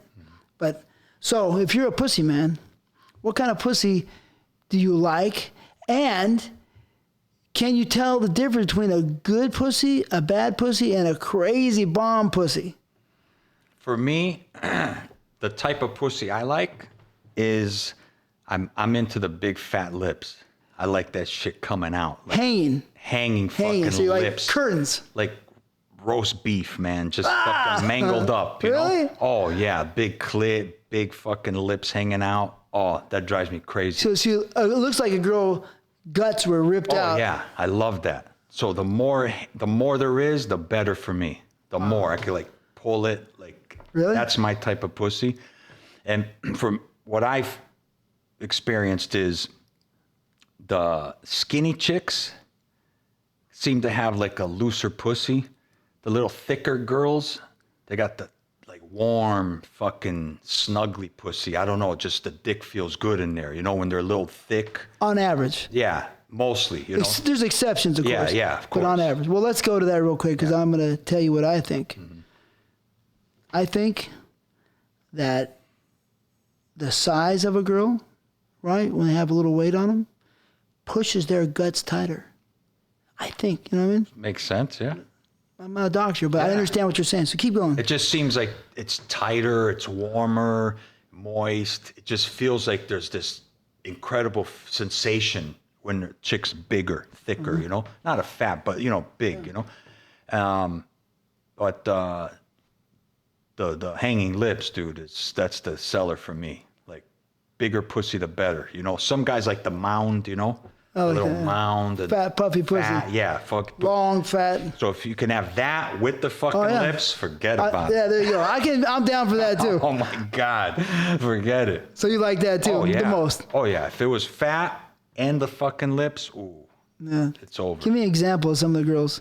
You know who's got a fat, beautiful, dark pussy? Hanging? It's big. It's hanging. Not like crazy, but it's hanging. Oh. For me, is Jada Fire. Oh, yeah. Oh my God, that pussy drives me crazy. It's all pink and like she's real dark, you know, big lips, just pink and dark. Oh, it drives me crazy. She's got like the beautiful pussy for me. She's great. I'll Yeah. tell you a quick little story about Jada Fire. I did her first scene, You did? right, in 1997. Wow. Or it could have been the beginning of 8. I fucked her so hard and crazy in Blackstreet Hookers 11, I think, 11 or 13, one of those. 13, excuse me, 13, Blackstreet 13, that she never came back. And for 3 years or something, 4 years later, she came back. Whenever she started back, just to Wow. let you know, she never did another scene after I fucked her. I mean, we had a great scene. She was hot and horny, but she didn't come back until whenever she came back to start, Yeah. which was 1 or 2, I think. Maybe 2000, but it's Yeah. at least 2 to 3 years later. Wow. But she was great. I love fucking. She's cool. She's a very cool chick. I like She's her. chill, yeah. She's dark and just sexy. I don't know, but fuck. She works for me. Like, that's hot for me. She had braces when I She worked had with her. braces, yeah. I think back then. Yeah. Did she have braces when you worked with her? Yeah, she did, but then she got them off. Right. Yeah. So, anyway, She so had the- who else? She had a great pussy for me. There's a couple white girls I remember had big hanging lips, man. Like, I can't remember their names, but yeah, that's the ideal pussy for me. So you can't really think of any other girls? All those girls? Come on, man. No, I know, but I remember what they look like, but I can't remember names. I'm not crazy good with names because there's so many, but like I forget about it, you know, like I'm not thinking about them and stuff. But I remember some thin white girl. She had huge pussy. Man, I can't remember her name. Fuck, I can't remember. But it was on the level of Jada, but white girl. White girl. Beautiful. Okay. You ever worked with Midori? Midori. That's nice too. Yeah. She had a fat pussy. She had a Yeah, little bit of that's lip, true. but mostly fat. That's true. But I mean, She was- and she was skinny, but that pussy was, Super. I remember her, yeah. and she was very pretty. Beautiful. Yeah, I did her at Extreme and Dark skin, Dark. Yeah. beautiful. Beautiful body. Fuck. Yeah. So she was. I mean, that pussy was great. Great. It's true. Who was better, Jada Fire or Midori? Jada Fires. For you? I think. Yeah. I like Midori more, but how about this girl? Menage a Trois. Menage. She had that long ass tongue. Did I You ever fuck get? her? It was before your time. I don't think so. She came and she had a tongue that long. Fuck. Dark skinned girl. She had a big ass, and she was just a little thick, but she was great, sexy. So yeah, before your time. Menage. Okay. Menage. I think she called it Menage a Trois, you know, like 3-way, you know what I Yeah. mean? But for sure, the first name was Menage.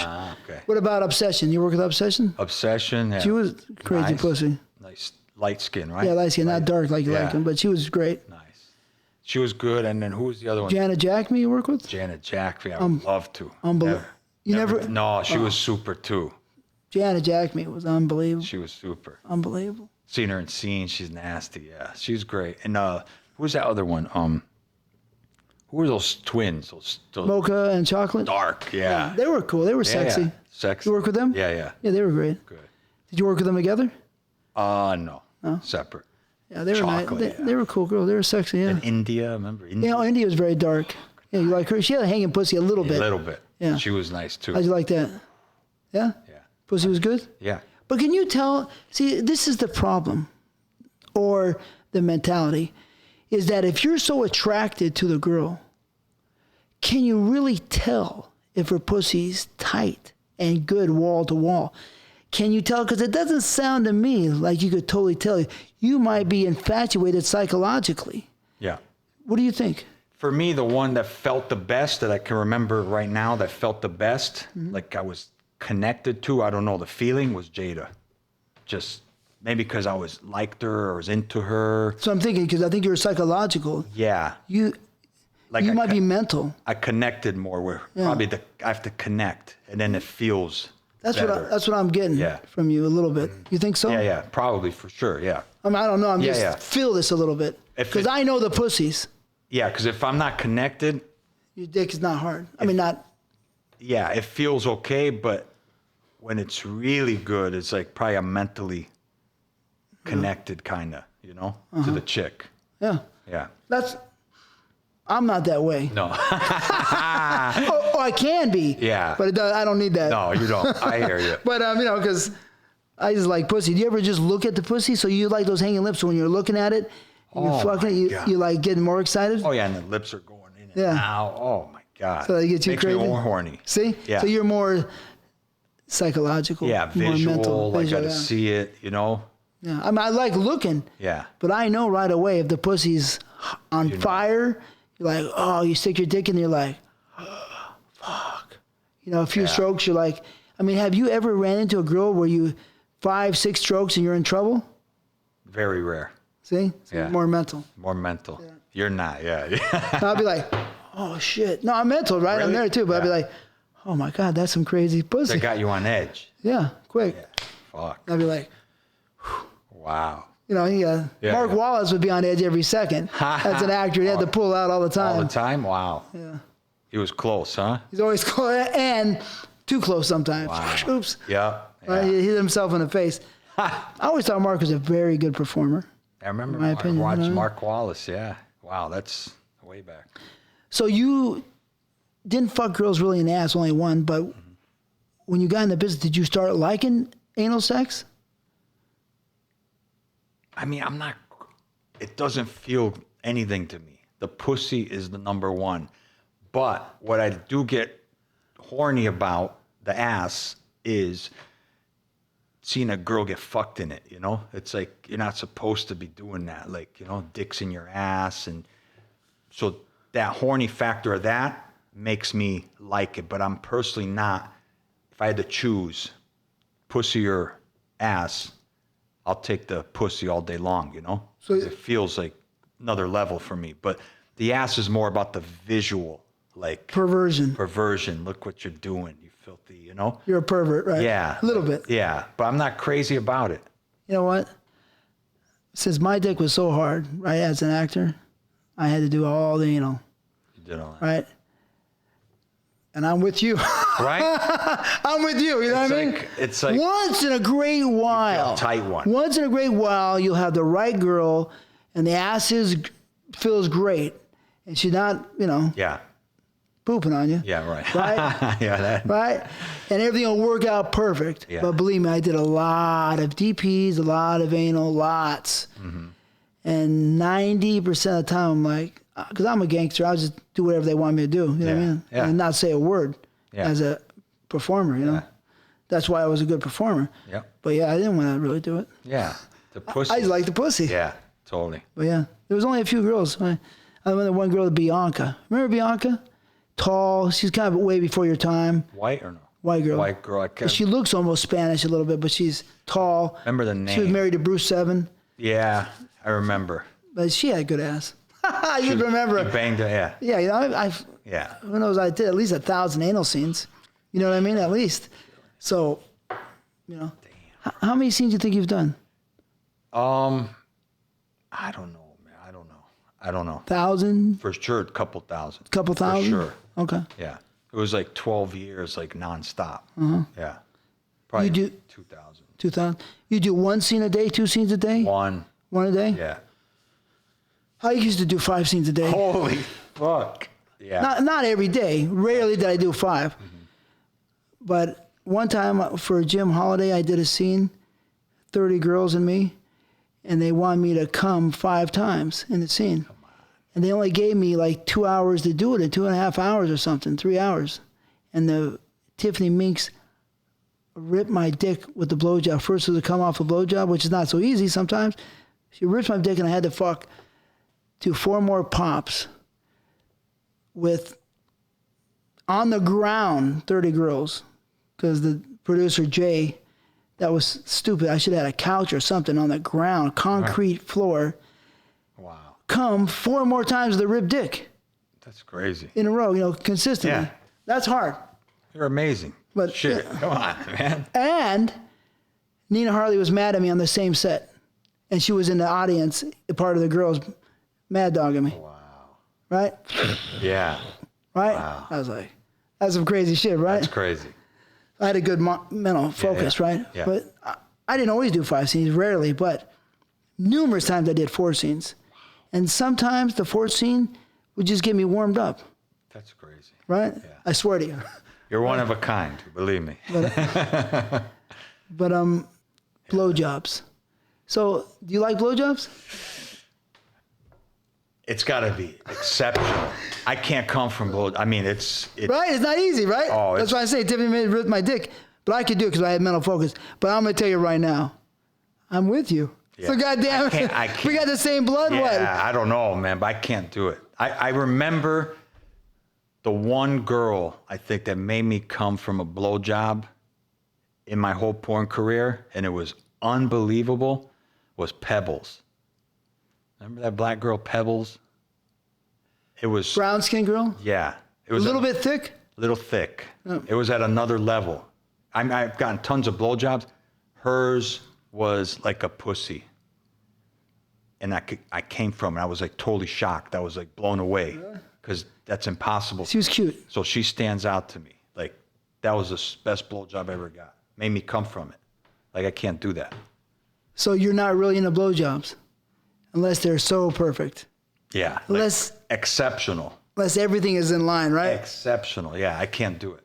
I'm a total come in the pussy guy. I'm a cream pie guy. I want to fill them up all day long in the pussy, you know? That's I like to come in the cooch, you know? Yeah, I never did those cream pies. You know, unfortunately, I wasn't part of that era, really. Yeah. Couple, but, you know, I stopped working around that time. Yeah. I did a few, right? Yeah. But the blowjobs, yeah, because so many people love sloppy, nasty blowjobs, right? But I can't do you it. don't care. Yeah. And the nastier, sloppier, the less I'm into it. Really? Because you kind of grossed out? It's like, because for the blowjob, it's got to be suction. It's got to be like it's in a pussy. Right. Not like, you know, shit dropping out of your mouth and like all open. And I can't do it. Well, you know that's what I mean? crazy, yeah. Yeah, bro. Yeah. See? Yeah. See we're the same with information that. you're getting? No, but I mean, my mental focus, so I never was into it. Yeah. But I came off blowjobs. You're at a different level. all the but time, yeah. I'm at a different level. You are, yeah. You heard stories about me? No, but I mean, you probably are one of a kind or the only that can do what you did. Believe me. You know? Yeah? Yeah. Some people in the business said TTBoy is a strong performer before. What'd they say? Dude, you could, like you say, you could 5 times a day. Yeah, but that's what I said, but the people. No. Oh, I don't know people, but I know that no one could do what you did. Let's put it that You way. heard stories before? You're like crazy. Amazing, you know? Somebody said that? I mean, You could, no. I'm just for what I see. what you've seen. Yeah, like you can do any situation they put you in, you're going to handle. But how do you know that? Because I know you can. No, but have you heard that before? No, I've seen in the movies. The movies. Fucking, yeah, you're like amazing, you know? Because Claudio worked with me sometimes, and he has said before they thought I was the best. From what I see, you can outdo anybody. Let's Really? put it, oh, yeah. But Rocco was great. He's great, but I think you're probably at another level above him. Really? Yeah. Well, thank you. You could outdo him. Yeah. I think that he couldn't do my workload. No. I don't think he could do that. You're at another thing. But he's great. You know, He's Rocco's great. He's great. great. Yeah. You know what I mean? Like, but I think like if he could do it 2 times, you could do it 6 times. You know what I mean? Thank you. Yeah. Probably. Compliment. Huh? Probably, yeah. Thank you very much. Of course. But probably you're right. Yeah. But only the best respect to Rocco. Right. Oh, of course. Rocco's yeah. great. Yeah. You know what I mean? Mm-hmm. Do you have any scenes that you remember that really stand out? You know, Jada Fire scene, is that the one that stands out? Or just any scenes that, because we know, people don't know, that one day you come to work and the girl's not happy, you're not happy, you know, some at home is irritating you, this, that, the director you don't like, the people in the audience watching your scene and on the big sets, you didn't do so many big sets, are watching. So it doesn't always come together perfectly. Mm-hmm. But some days it does, and it just seems like harmony, right? Yeah. Do you ever can you remember any scenes like that? You know what? My favorite scenes, I don't have any specific favorites, but I like I kind of like the amateur-y kind of girl instead of the real professional. I like kind of like semi-pro kind of porn chick, kind of like still deer in headlights, but a little good, you know.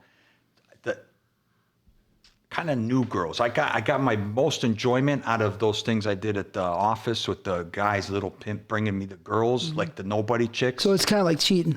Yeah. Kind of cheating as a professional performer. Yeah. I just got to let you know that. Yeah, right. Because I know. Yeah. That for me is were my best ones. I like to do. More intimate. Yeah, like just the nobody coming off, like, and then you see this nobody get into it. Like, Pussy's wetter. oh my God. Right. It's not like a porn The chick. heat is there. Yeah. Yeah. And then you know, telling me, you know, they don't know that I have vasectomy or whatever line. I'm like psychologically tell them, hey, you know, let me come in that pussy. Let me come in that pussy. And then she won't say nothing because she's thinking, shouldn't I? Oh, yeah, I love She's thinking, I'm like, you Want me to get you pregnant? Yeah, I'm like, you want me coming? Yeah, that's beautiful. Oh, dude. And she's like, No, I was like, say it. Say it. I'm like, say it. You coming that pussy? Oh, man, I love it. I love that. With these new girls, you could do all this shit, you know? It's like great. So those are my favorite scenes with nobodies, you know? Yeah. I did a million of those scenes after my run as, you know, Oh, yeah. as a workhorse, you know what I mean? When you did for yourself, you just... Yeah, after it was just like... You And know, those are probably your favorite ones, right? Like, so many of them, yeah. yeah, fuck. Yeah, but there was some girls I worked with, professionals, who I love. I liked, like I said, Asia Career, Janet Jackman, Midori. I mean, there's so many. Kylie Ireland, I loved working with her. Rebecca Bardot, I loved working with. name. Her pussy was so fat, and she was like a MILF. She was older than me only by a few years, but something about her, maybe that guy was naughty, you know what I mean? I just love fucking her. I was like, oh, she'd be like, don't go so hard. I'd be like, because the pussy was so great. She was sexy. Rebecca. Right? Rebecca Bardot, you remember her? I remember the name, Right? yeah. She was blonde, you know. Yeah. There was so many nice girls. There was a girl named Sierra, brown hair, you know, Sandy Brown. Sierra, she was started when she was 18. I had a good, she was a white girl connection with her. She was so nice. Yeah. So many girls, right? I just can't name them all. Yeah. Jenna was great. Jenna. You ever work with her? No, Yeah. never. You see, I feel I'm a little upset, you know, for you. I never went that way. I feel bad for you because you missed the beauty, the glory. You missed some of the glory. And if you were a real guy, you know what I mean, and you love that pussy, you should have enjoyed, you should have experienced the glory, Yeah. you know what I mean, of that ride. Yeah. Because you have to be great to really enjoy that ride, you know, the glory of it all. Like I just repeated myself, but it is great. It is something special. Yeah, I missed that ride, yeah. But anyways, Yeah. whatever. Did you? You and Peter North like the same girl, I know and where you this is going. went so far as to marry her. Jewel Denial. How did that go? Why did you marry her? How was she? She looked spunky. She was a little short, but a little bit nice, hard body. Tell me about her. Well, actually, I met her at on one of my shoots. I was shooting her for one of my movies at Extreme, and she was in a makeup chair, and she's like, "I'm gonna marry you," she said. Whoa. I said, "What?" She goes, "Yeah." She goes, "I'm gonna marry you." She said, "I swear to God." She's in makeup doing it. I mean, I fucked her for the scene, you know.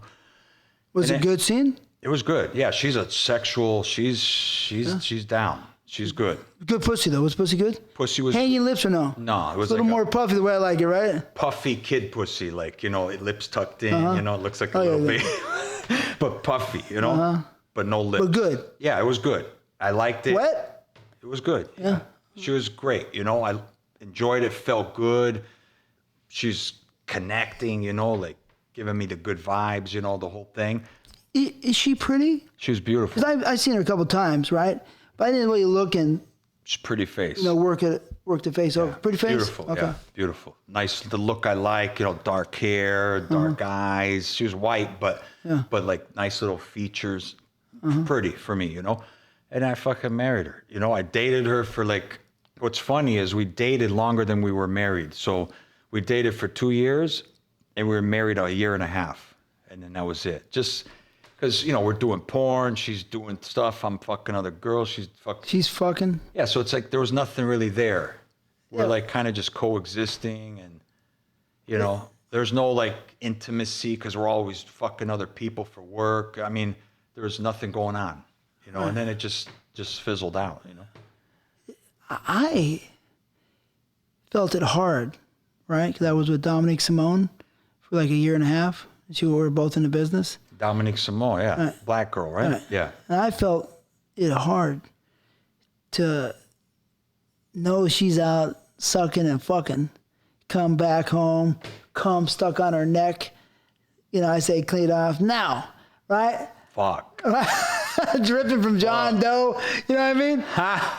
Right? And I'm like, you know, then I say, is his dick bigger than mine? Yes. What? Right? Right? Oh, dude. You know, there's all these things go in your head. Yeah. And you say, I don't like this too much. It's not fun. Right. But tell me about your experience. She wasn't really, she wasn't like doing stuff like that. And for me, maybe, you know what, that really didn't bother me because I could care less who's fucking her or whatever. Like, maybe there was just nothing there. Like, mentally not connected anymore. Like, kind of like distanced from her mentally, emotionally, you know? Emotional, yeah. Yeah, I was kind of distanced, you know? Like, put like a wall. I was indifferent. I could care less, you know? I've actually shot her getting fucked by 5 dudes, DP'd, everything. And it was like, it wasn't even her. Like, I could care less. Like, it didn't bother me. I don't, whatever, you know? You're a gangster or you just I just separated? I just don't have feelings like that. I don't know. Never? I've never been crazy over a chick like that. Wow. Yeah. I don't know. You're an assassin. You might be in your blood, like the old country. You're Italian, right? I go generations back Sicilian, great-grandparents, grandparents, way back, you know? Yeah, I don't have any... I could be the guy who can live that dual life, you know? Like, not be connected emotionally. Well, you'd be a good hitman then. Maybe. Yeah. Who knows? So the juvenile thing just wasn't... Fizzled out, you know? We went our own ways and whatever. I don't know what happened to her. I have no idea, but... Just... That's it, you know? No, you don't give it... Yeah, when I'm done, you know? Yeah. Yeah. Yeah. Yeah. But it was a good time, whatever, you know? I was married to Jewel Denial. Hey, it was great for a little bit, you know? It was good. What was your rate before your... We know $50 you started. 50. And a lot of times you got to work your way up. Mm-hmm. I helped. Believe it or not, a lot of people don't understand this. But I helped bring the rates up. Because at a certain point in time, I said, no, my rate's this, and I want this, and I want this. You know, at one point I said, this is it. Was, you know, in 1997, I think I set the rate at 700, which is pretty expensive in 1997. Mm-hmm. But a lot of people, you know, I used to work for $100 a scene happily. Right. And I probably really didn't give a fuck. But anyways, I just wanted to, I don't know what the reason. I just helped bring the rates up. Yeah. You know, ego thing or whatever. Sure. But what did you start? What was the middle and what was the top? Started $50, and then actually when I did that Tom Byron scene at Extreme, I think it was 400 a scene, and then the next level was 700 for a while, from like I'd say 04 to like 07 or whatever, and then it was 1,000 from like 07, 08 to when I left, you know. But I wasn't working a lot though. It was only for like a few people, you know. Mm-hmm. Wow, that's good though. It's good to get the money. Yeah. I mean, it was cool. More pressure sometimes. Yeah. I mean, then you feel like, oh fuck, you gotta deliver. Or, you know, you're an asshole, you know, because you're getting paid. That's good money. And you better deliver. Yeah. So for 1,000, fuck yeah. Yeah, you better deliver. I mean, people get paid. 1,000 is great money. That's, you know, I love it. But it seems like now a lot of people are getting a G. I heard that. It's crazy. Yeah. Because you've come back to work, right? Yeah. Just for a few months. But I see like young guys, like working for some companies, like 25-year-old kids getting 800,000. Fuck. Are these guys any good? I don't know. I mean, I don't know anybody anymore, but they say they're just like average, nothing special, So they're not at my level. No. Not even close to. Oh, what? No, they're probably just, mechanical. Probably don't even like fucking the girl. You know what I mean? They're just going through the motions and they're getting 800 all day long, 1,000. That seems like the price now. It's crazy. And they're not going over the top. You know what I mean? Like back in the day, like really trying, and they look like they're like bored almost. I don't know. Yeah. It's crazy, bro. Yeah. And you're getting 1,000, you said? 1,000. That's great. I mean, happy for you. Yeah. For a short time, and then that's it. And you're back home? Yeah. I mean, I'm stuck here because of this freaking coronavirus, but I should have been back in the Philippines in January. Really? Yeah. So you still can't go there, or can you? I think they're just starting now to like loosen up restrictions because they really locked down big time. Because my girl told me over there, you have to have like a quarantine pass just to leave your area where you live, or they send you back in your house and shit. You have to have like a pass with your picture, your address. Like, it was really strict, Wow. Shit was closed everywhere. It's almost like, it seems almost like World War II Nazi It's crazy style, right? Yeah, it's weird. So, but she's saying they're starting to let foreigners come back in, I think, with flights. But I think if you're a resident, if you're a foreigner resident there, you can start coming back. But like a tourist just to fuck around, I think it's going to be even longer. So hopefully by November, I can get over there. That's when I'm planning to go and then stay there. And then I'll go to see my mom in May in Italy. And that's it. So I'm stuck here because of, I came here December 14th, 2019, to stay a month for Christmas, New Year's. And as soon as I get here, like a week, 2 later, this whole fucking thing happened. And I've been stuck here, Oh, it's weird. Yeah, It's a strange situation. Crazy. Do you remember any of the girls? Do you have a good sense of smell? Not everybody does. Mark Davis has no sense of smell because he was doing a little, and so that killed his nose. But do you have a good sense of smell? I mean, with what? Like pussy? Yeah. I mean, yeah, like smelly pussy, stuff like Yeah. that. Can you remember any girls' pussies that smelled great and tasted great? Does any of them come to you? Do you like licking pussy, first of all? Yeah. Okay. I mean, clean, like again, maybe that's because I have a connection with, but smell clean, nice, like it looked like all taken care of, and was Jada Fire for me.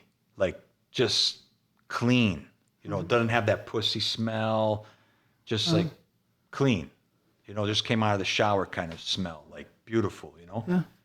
But I remember stinky ass pussies too, but. Any you remember? You don't want to play about? No, I don't remember her name. It was like kind of a nobody girl.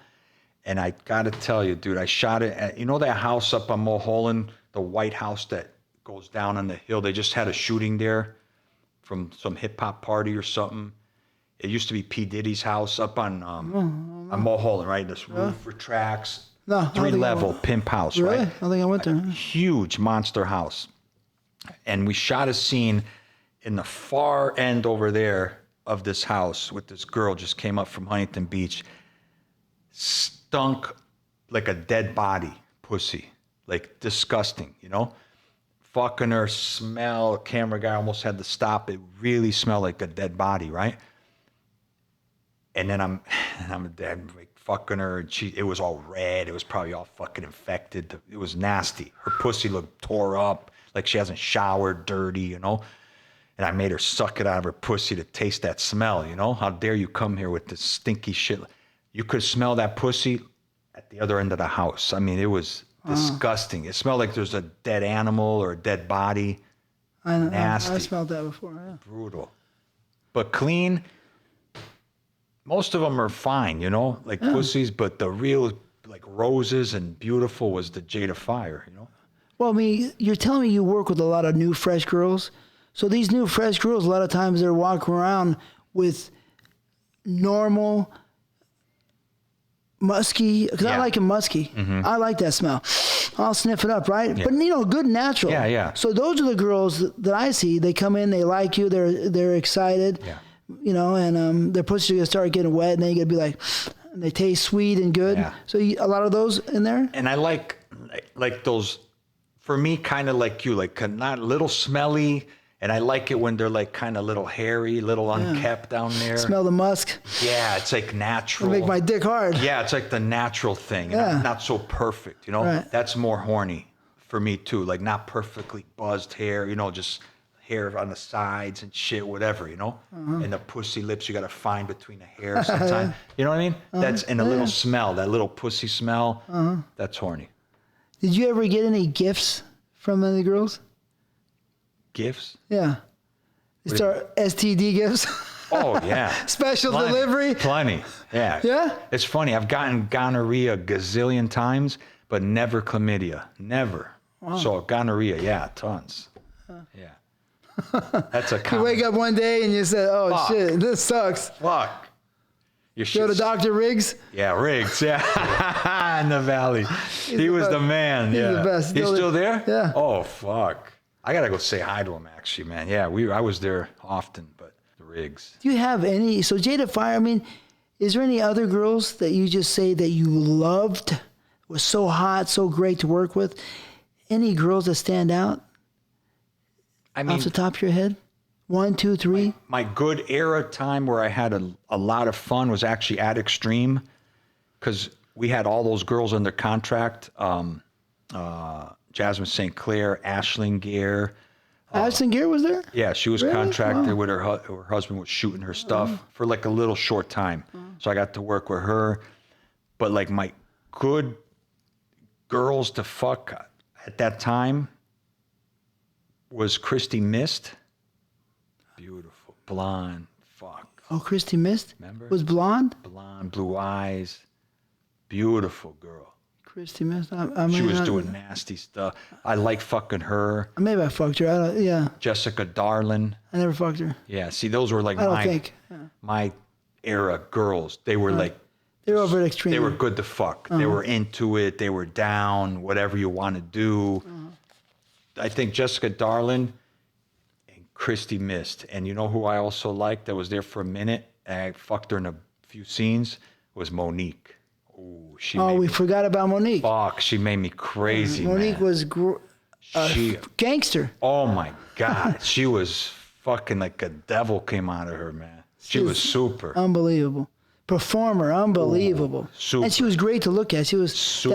that golden dark skin. I mean, it was dark skin, but it had like a gold sheen on it almost. Like she almost glowed a little bit. Perfect. Beautiful skin. Yeah. Perfect. Nice ass. She was super nice, so sweet.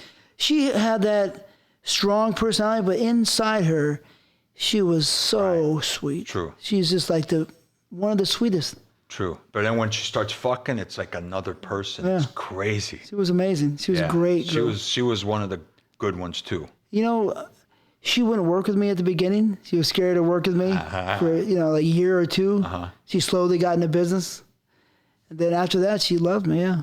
After we worked together, she was like, She was taking beatings, man. She could fuck. oh, she was. Oh, fuck. She was serious, Yeah. but she was wonderful. She was But great. let it be known, Yeah. Monique, Awesome. Person as a person. unbelievable. Yeah.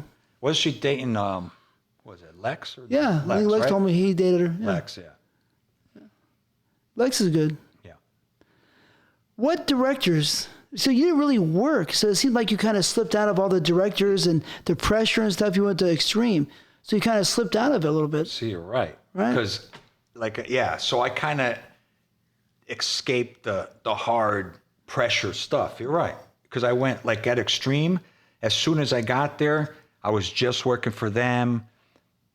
They were getting me good girls, at that time, So I was fucking good girls, So I kind of had it, not easy, but I had to do crazy shit there, but easy in the way that they had good girls. So it was easier, But it's easier because you're comfortable with the director, right? Because I'm at my home. It's like almost it's for me. It's almost cheating. Almost. But not really, but a little Yeah. teeny bit. Because I understand, because working on the other sets for people you don't know, different locations, and all the actors over there that, they're not like it's your home, right? Your home. At Extreme is your home. So whoever comes in there, it's your home. So you better be careful. They're on 'Cause my turf. Then your turf. Yeah. But when you're on another turf in another area, sometimes those actors are more in their turf with those directors. Yeah. Right? And you're just there. True. Right? And when you're really good, they really hate on you. Right? So it's a whole, they're sitting there trying to watch your scene, trying to help you fail. You know what I mean? So you kind of slipped out of that little bit of that bullshit. I did. And then like my thing was just like me, the girl, and like Tom Byron. So I didn't have all these people. It was like, And Tom's not going to intimidate you. No, it was He's nice. It was chill, So and then after a little bit of that, they had me start directing. So I like make my own movies, So I was even more in control. So I was even more comfortable. Now I'm in charge, getting girls booking. It's easier. So I kind of, you're right. I had I guess a nice paved road. I guess, but not so paved, but just the way the road went. Yeah, it went. And then after that, I went to West Coast. I shot like a few things for them. Oh yeah, I think I remember hearing something like that. Yeah, like 2 years or a year. And I was direct. So I hired who I wanted. I did it my way. So then that, and then from there I went to Platinum and Red Light, my stuff. So I kind of, I guess I escaped all the danger like that. I guess. Well, maybe not. Who knows? I mean, it could have made you possibly a better performer because sometimes you're in these situations and it takes so much out of you to make it through. You know what I mean? That tests your character. Yeah. That when you get other scenes, just like, this is a joke. Totally. Like, you know what I mean? Like, and those were the things I was doing, like the easy gonzo, my way. Yeah. No softcore, just hardcore fucking how I want. Yeah. Yeah. No, because when Gonzo came, 'cause I was always on the features. There's a lot more pressure. Gonzo came, I was like, nobody's here. Just the cameraman or maybe another person. And I like this girl. It's dangerous. We got a problem. Houston, we got a problem. So the girl's like, yikes, help. That's funny. I'm like. That's crazy. Oh my God. Right, I mean, I like. It's like unleashing the beast, man. Yeah, because I was so used to all that pressure. Right. Now I'm all by myself, and I love this girl. Ooh, fuck. God help the girl if I loved her. You know what I mean? Pretty much the girls that I loved, I don't know. They weren't too excited after. I mean, they were coming, but that's anyways. Funny. Did you work with Ashlyn Gear since you were there? I did, I think, one scene for one movie that she did at Extreme. One scene, like a boy-girl anal or something that her husband shot. She was good. She good? Yeah, she wasn't like nasty, she was just normal, just. I thought she was pretty, nice. Strong, good. Yeah. Really, I worked with her numerous times, but I always thought she was very good. She was a very nice person. Nice person. She didn't make me insane, you know what I mean? Right. But, she was a serious, hot performer. She was good to fuck, beautiful. Her husband was chill, Marshall, I think his name was. Yeah, he was a nice guy, for sure. Yeah. So really you didn't work with that many directors, so really we can't say who was your favorite director because Tom Byron and you. That's kind of a couple other guys you might have worked for. Rob Black. Just extreme directors. It's a couple other guys. Van Damage, Rob Black, Tom Byron, then Tom Zupko. Remember that crazy Thomas Zupko? He did some. Maybe. And Jessica Darlin's husband was shooting stuff. But that's it. Yeah, you're right. I really didn't work for many, bro. The pressure of John Leslie sometimes. Oh, I could imagine. We get to you. Really? No, yeah, because it got to me a little bit. No, I always. Yeah. And he hired me to begin, but I was never my complete self for John Leslie. For Joey, I was animal, you know what I mean? But for John, sometimes I say, fuck, I couldn't get my 100%, give my 100%. When I sometimes only could give like 80%, you know what I mean? And so that's like people's 200%, man. Come on. Well, I mean, but he's a guy that understands things, you know what I mean? So if I could have given him my 100%, I think he would have been a lot more, you know what I mean? Yeah. But Joey, I gave him 100%. Joey's. Joey's cool, yeah. Did you fuck a lot of girls on set? Off camera? Yeah. No. No? No. No? A couple? No. I don't think anybody. Wow, really? Yeah. Wow. You take some home? Not after scenes, but I get contacts and I see them maybe days later, weeks later. But yeah, I never brought the chicks home. I pretty much just fucked for porn. Oh. And then I dated, I think, Jada for a little bit. Oh yeah. A little Oh, bit. yeah, cool. I think it was like a year. Really? Not live together, but like see each other, bang at homes, you know, her house, my house, whatever. But other than her, man, did Jewel Denial, that I married her, but her, Jada, and that's it, man. I really didn't have any girls, you know? Really? Wow. Yeah. No, it was almost all for work, bro. Are you introverted person, you think? You don't seem like it when you talk, but I don't have a lot of friends. I don't trust a lot of people, you know? I don't blame you, know? Yeah, I'm not one to like put shit out there real quick, you know what I mean? Like, I'm more like to myself. I've lived alone for many years. I don't like tons of people around. You know what I mean? Yeah, so maybe I'm more introverted, yeah. For the girls, though, you know? Yeah, and then I didn't want to, like, a lot of these girls got drama, so I don't want them knowing where I stay, you know, I don't want to deal with them, you know, blowing the phones up and shit. Like, I'd rather be alone because I'm already fucking at work, so I'm like, I'll just avoid all this drama. Because a lot of them got issues, you know, yeah. So I'm like, I'd rather be not fucking them than have drama. And you're already an assassin, so you don't really care, right? You already got in your blood, assassin blood. You're funny. No, really. No, Hey, if you want to be an assassin, you can't have, right. you know, you can't care too much. Yeah. Okay, yeah, big deal. I'm pretty much like that, you know? Yeah. Sounds like it. Yeah. Do you ever have a problem with any other actors on a set, haters or somebody that you didn't like because of some reason? No. I mean, I've blown up on some chicks on set, but like guys, never argued with anybody. No, I'm pretty chill. Like I don't create problems, you know, like I don't give people a reason to be pissed off at me, you know, like, no. Girls I've blown up because they were being bitches, didn't want to do things on my thing, and I fucking snapped, you know, but nah, no problems with guys. Plus, remember, I've always, like you said, I've always been on my own stuff. So when I did my movies, I'd always hire just my friends, you know, Mark Wood, John Strong, Manuel, Steve Holmes, you know, people that I knew in my little circle kind of thing. So I never had to be around dudes that I didn't know well or I didn't like. Yeah. Yeah, you know, so I avoided pretty all that. I never had problems. Whole different world, kind of, yeah. Yeah, you're kind of already not really a gun for hire. You know what I mean? Yeah, pretty much. Kind of like already, if you're in the Old West, you're already in the outfit. You're already in the cattle, you know, you're already in the cattle outfit, the ranch. Yeah. You're already part of the hands, you know what I mean? Yeah. So, but sometimes in the hands, you know, there's troubles, but usually outside. Yeah. Right? So you're already part of the... Yeah. So you kind of slip by the haters. True. Kind of. True. But I remember Jake Steed told me there's a new guy, right? He's a really nice guy. Oh, Good really? personality. Yeah, I can remember that because that's 22 years ago. 22. But I remember. Yeah. I said, really? He goes, yeah.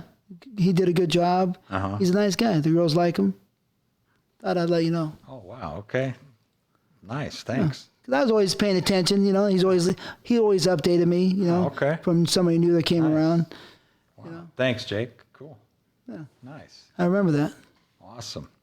So the male performers, those are the crew that you really had was Manuel, Steve Holmes, John Strong, Mark Wood. So really, you weren't really communicating with too many other performers, right? It's always in that little circle, you know? Yeah. And you already know we already talked about the female, so is there any girls that you wanted to work with that you didn't get to? A Jenna or a Raquel Darrian? She was fine. Fuck, Raquel Darrian, she was right? fine. Yeah. Not really, dude. I mean, like I said, I kind of almost preferred fucking just these girls off the street. Then, you know what I mean? Than like a real big porn star for me. I don't know why, but just it's like, I don't know.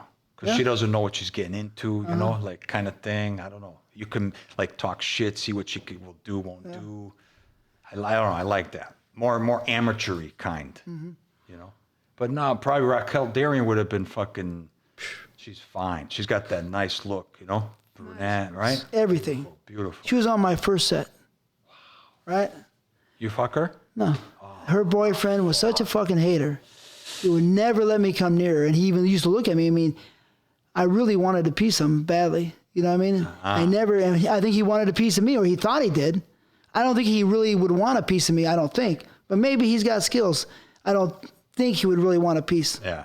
But I wanted a piece of him desperately. Fuck. And I just didn't pull the trigger. But man, I wish I would have. You know what I mean? Because a lot of people never know. Yeah. Especially when I'm younger, you know. I could really light you up pretty quick. Yeah. You know what I mean? And, you know, you would, because I was so small, you'd think, oh, I'll beat him up. But, you know, usually that wasn't the case. Right. So, you know, but Yeah. she was so fucking beautiful. So beautiful. Oh, I couldn't even look at her. I mean, probably for sure top 3 of the girls I wanted to work with in the business. Yeah. I never got a chance to. He let her work with other guys. Wow, you just didn't want. But he wouldn't let me work with her. Wow. And it's a good thing he didn't, because I would have fucked her way better than he could.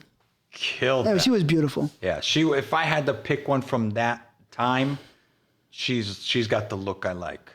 Beautiful. She was beautiful. Sweet. Did you ever go to any porn parties? Nah. See, that's like the introvert. I don't like going to crowds. I get that. Yeah, I'm not into crowds. Bullshit, smoozing, you know, talking to people, bullshit, small talk. I'm not into that, you know? People wanting shit from you, you know. So I avoided all that shit. I barely even like going to the AVN things, you know? I hate all that stuff. Really? Yeah, I'm not into it, you know? I just want to fuck, you know, girls. I don't have an ego. I could care less about awards and people think you're great, this, that. I don't care. Did you win any awards? I won some, yeah. Which ones? I won like anal scene. I won Performer of the Year 1 year. You did? Yeah, in 04. For AVN? AVN 04. All right, man. Congratulations. Thank you, man. 04. That's great. Really? Wow. Yeah, then I got. That's a big deal. Yeah. I mean, I was nominated every year, like all the time. But finally, 04, they gave it to me. That's great, man. And then a bunch of anal this, that, group scenes, whatever. And then I got Hall of Fame in 2010. So a lot of anal scenes you won. Anal scene, I did tons. 2, 3, 4, 5? How many you think? Probably 5. I got quite a few. Okay. Then I won XRCO, like shit, you know. Anal scenes? Anal. Or scenes or whatever? Unsung Swords, something like best new guy or I don't know, performer, some shit. Woodsman or something? Yeah. So I won a few things, not tons, but I was nominated tons, but I won a few times. But That's great. So maybe 10 awards? probably 10. Yeah, That's I'd nice. say. Yeah. That's nice. Performer of the Year for me is the best one. Yeah, because I mean, even to be nominated is a win because there's so many people. Even to be on that short list, you won. But if you even get it, fuck, you know. Yeah. I mean, I was always on the list every time. Yeah. But I mean, they gave it away a few times, you know, illegally, I think. Yeah. But, you know, because I smashed all those people in the smithereens. But it's great to win it. Yeah. And I won it, you know, but I won it different times. Yeah.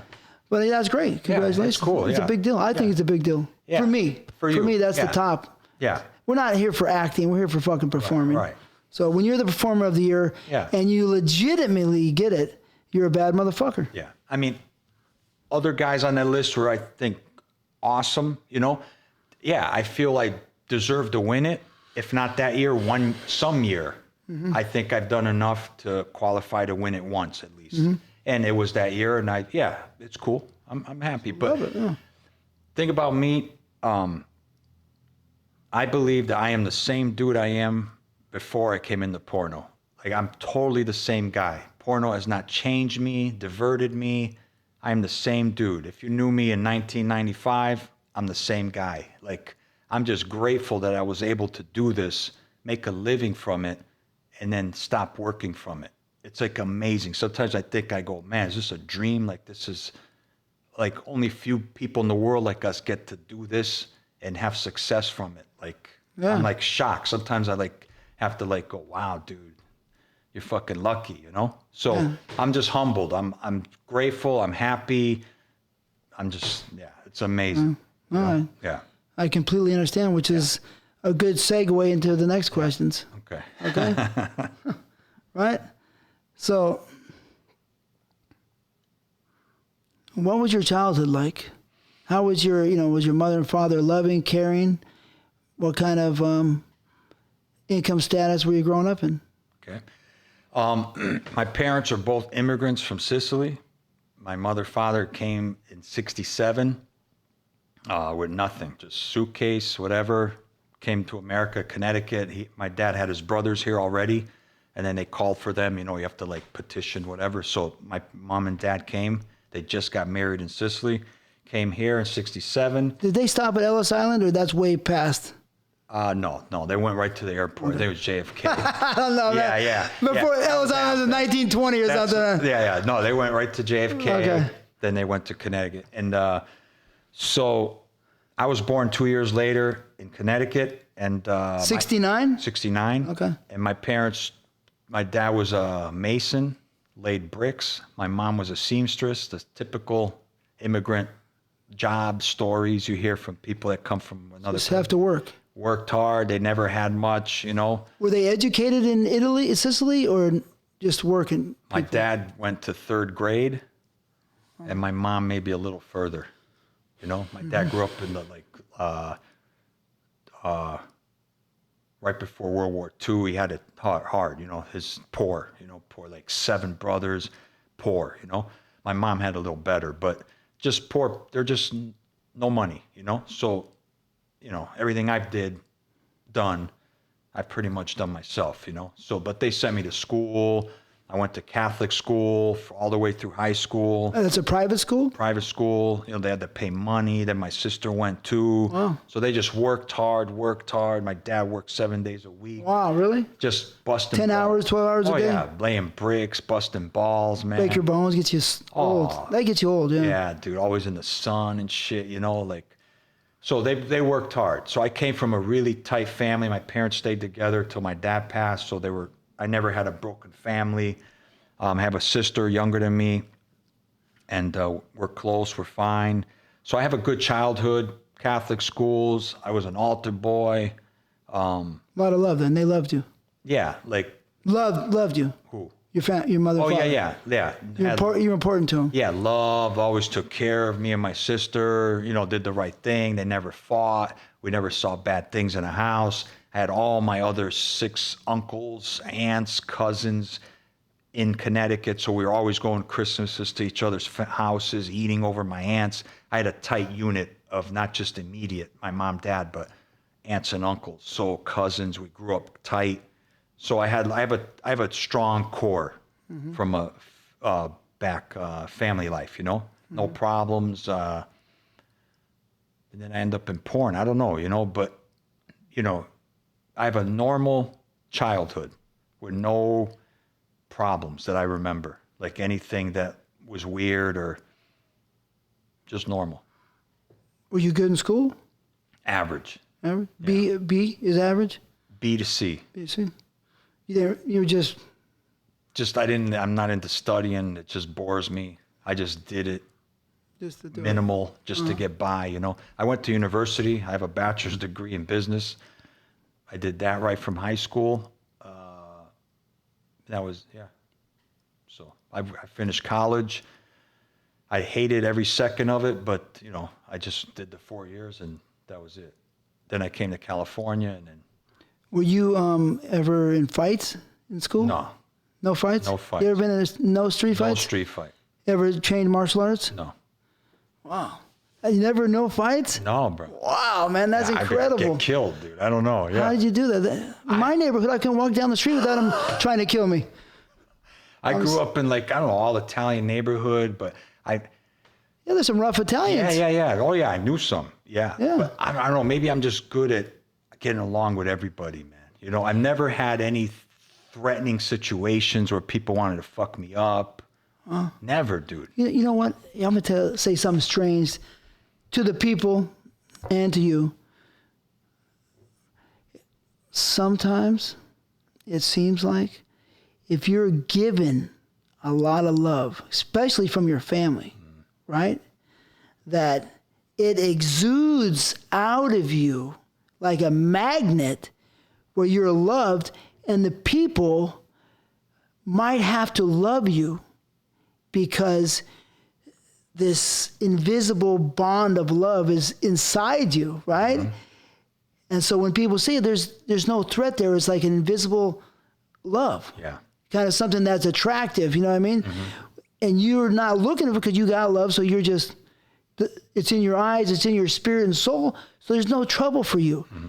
Had you been abused or, Sure. fighting, aggressive, then that automatically is in your eyes. You know what I mean? And you're like, hey, and they could feel this invisible energy that you're not even trying to show, right, but is there. Sure. And I think this is real. Makes sense.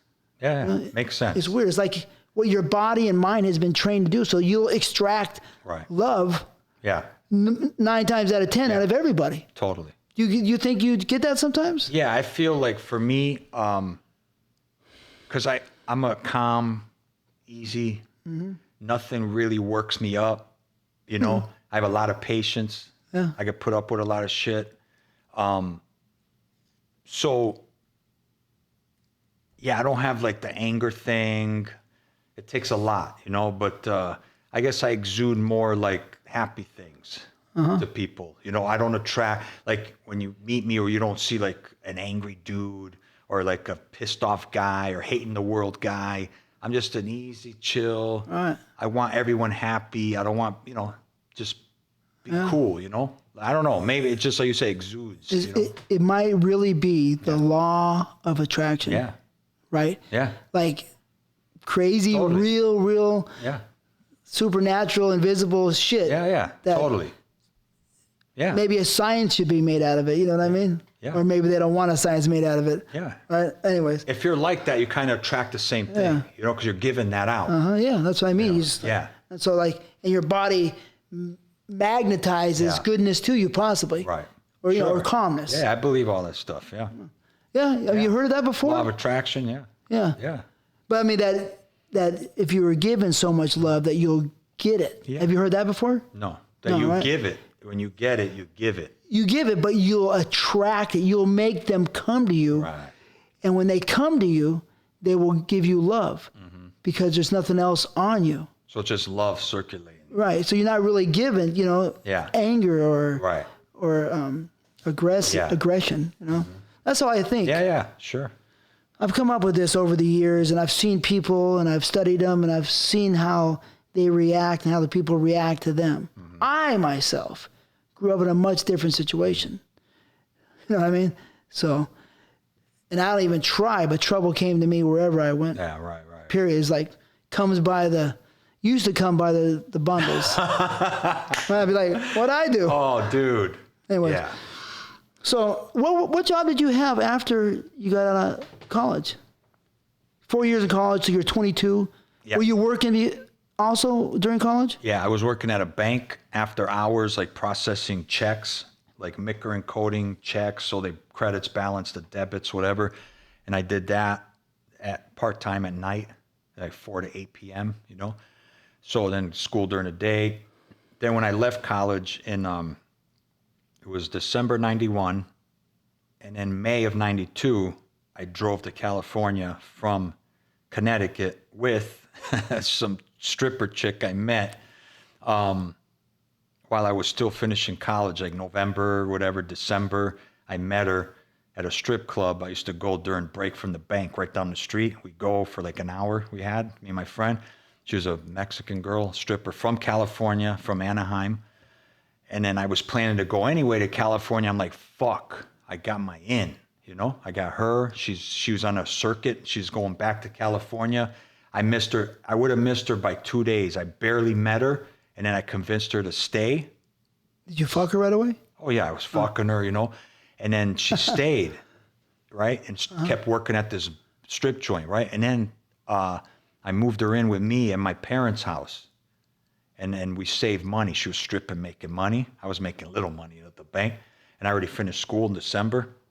So I said, let's just stay here like 4 months, save money, and we get to Cali. She lives there anyway. We'll drive and we'll buy furniture. We'll get an apartment, blah, blah, blah. She, oh, yeah, okay. She stayed like 4 months with my parents' house with me. saved up like, 10, 15 grand cash. We put a U-Haul on my car and we drove there 2 days before my 23rd birthday, end of April. And then I stayed in California. I was doing bullshit jobs like selling fire extinguishers door to door, like bullshit jobs, She was pretty much supporting me for like a couple years, Was the pussy good? Pussy was good. I mean, yeah, it was good. No big deal. She was nice, dark, Latin. For me, yeah, it was good.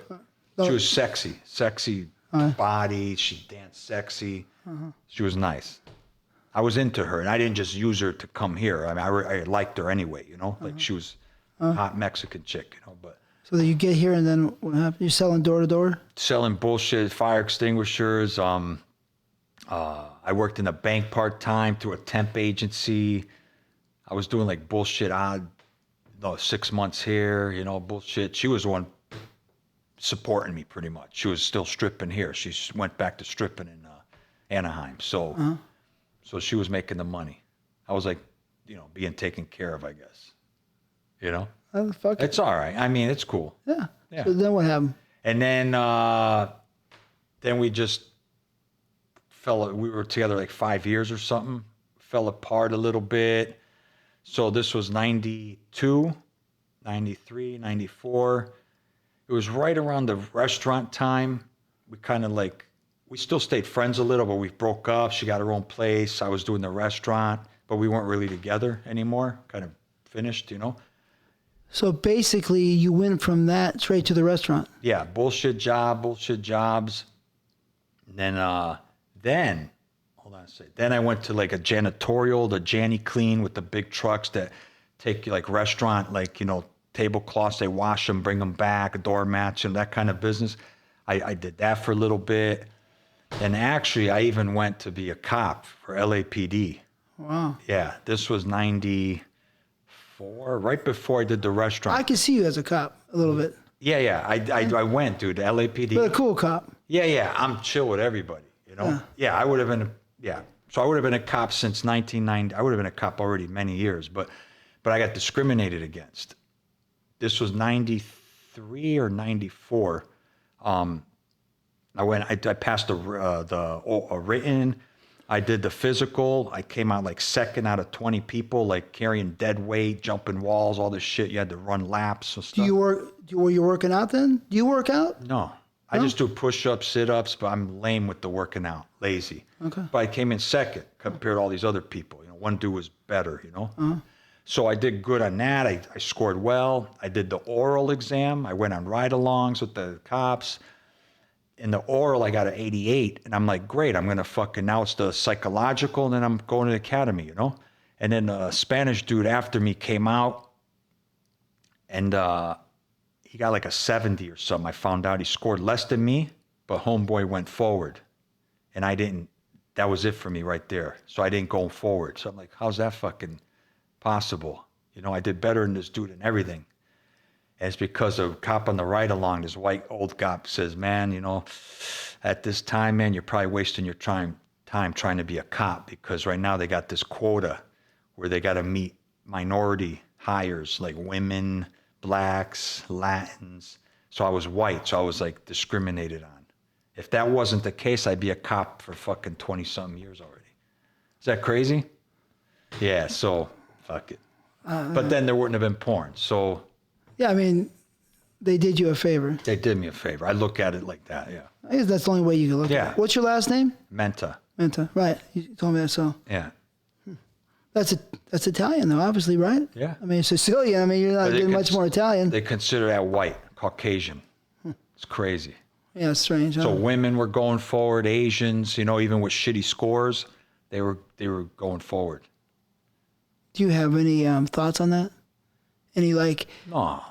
Technical thoughts? No? Okay. Yeah. All right. Well, I think they did you a favor. Yeah, I think so. How many girls did you fuck before you got into business? I was 28 when I started. I'd say a few hundred, maybe. Really? Yeah, probably a couple hundred. Wow, that's great. Yeah, I was banging. Really? So you were talking to the girls easy? Yeah, banging. Hookers or just talking to girls? Some were whores. How many? What percentage? Probably Probably half. Huh? Yeah. So 100 girls Probably you 100. talked into? From like, 15 or whatever. First time I fucked, I think it was 16 or 15 to 28. Probably like 100. Oh, that's good. Tell me about the first time real quick. First time was a chick who was like older than me. She was like 2 years older. And we went to like some dance. It was her dance at her school or some shit. She was a senior. I was a sophomore. And we went back to her place. Nobody was there. My other friend was with his chick. And we were on both sides of the couches. He was fucking her on that side on the ground. I was on this side. Dude, it was 2 seconds. I stuck it in and I fucking nutted. It felt like unbelievable. Oh, yeah. Like you say, the feeling of a good... You're done. That's probably the feeling you're trying to explain to me.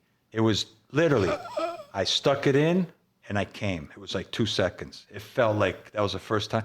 I couldn't believe it. I just came right away. Stuck it in and I came. It was worthless. What did the girl say? She was probably like, this motherfucker sucks. You know what I mean? Like, you know what I mean? So literally, dude, it was 2 seconds. But it was the most amazing feeling ever. It can be sometimes, right? It's unbelievable. Yeah. That's cool. So let's go back to this spot for Rob Black. Mm-hmm. So they're paying you $700 at the best time over there at Rob Black? No, that was after. That's after Rob Black? After Rob Black. So Extreme's paying you $400, you're saying? 400. How was it working for Rob? I like Rob, but I didn't work for him all the time. I like Rob. I still like him. Yeah. How was it working for him? He's Tommy was more easy. Rob's more into like doing complicated stuff, more intricate kind of stuff, like long hours, just tons of footage. Like, for me, I thought it was maybe too much, but I get in the end it looked cool and stuff, but he was more not difficult to work with. Like he was whatever, but it just he was so detailed, like what he wanted, he had this like vision of things. Mm-hmm. Just took a long time, but it was cool. Yeah. He's easy to work for. He's a cool dude. He wasn't like, I've had like Thanksgiving or Christmas at his house with his parents and Dominic, his dad's super nice guy, His mom was nice. Yeah. I thought Rob was cool. Yeah.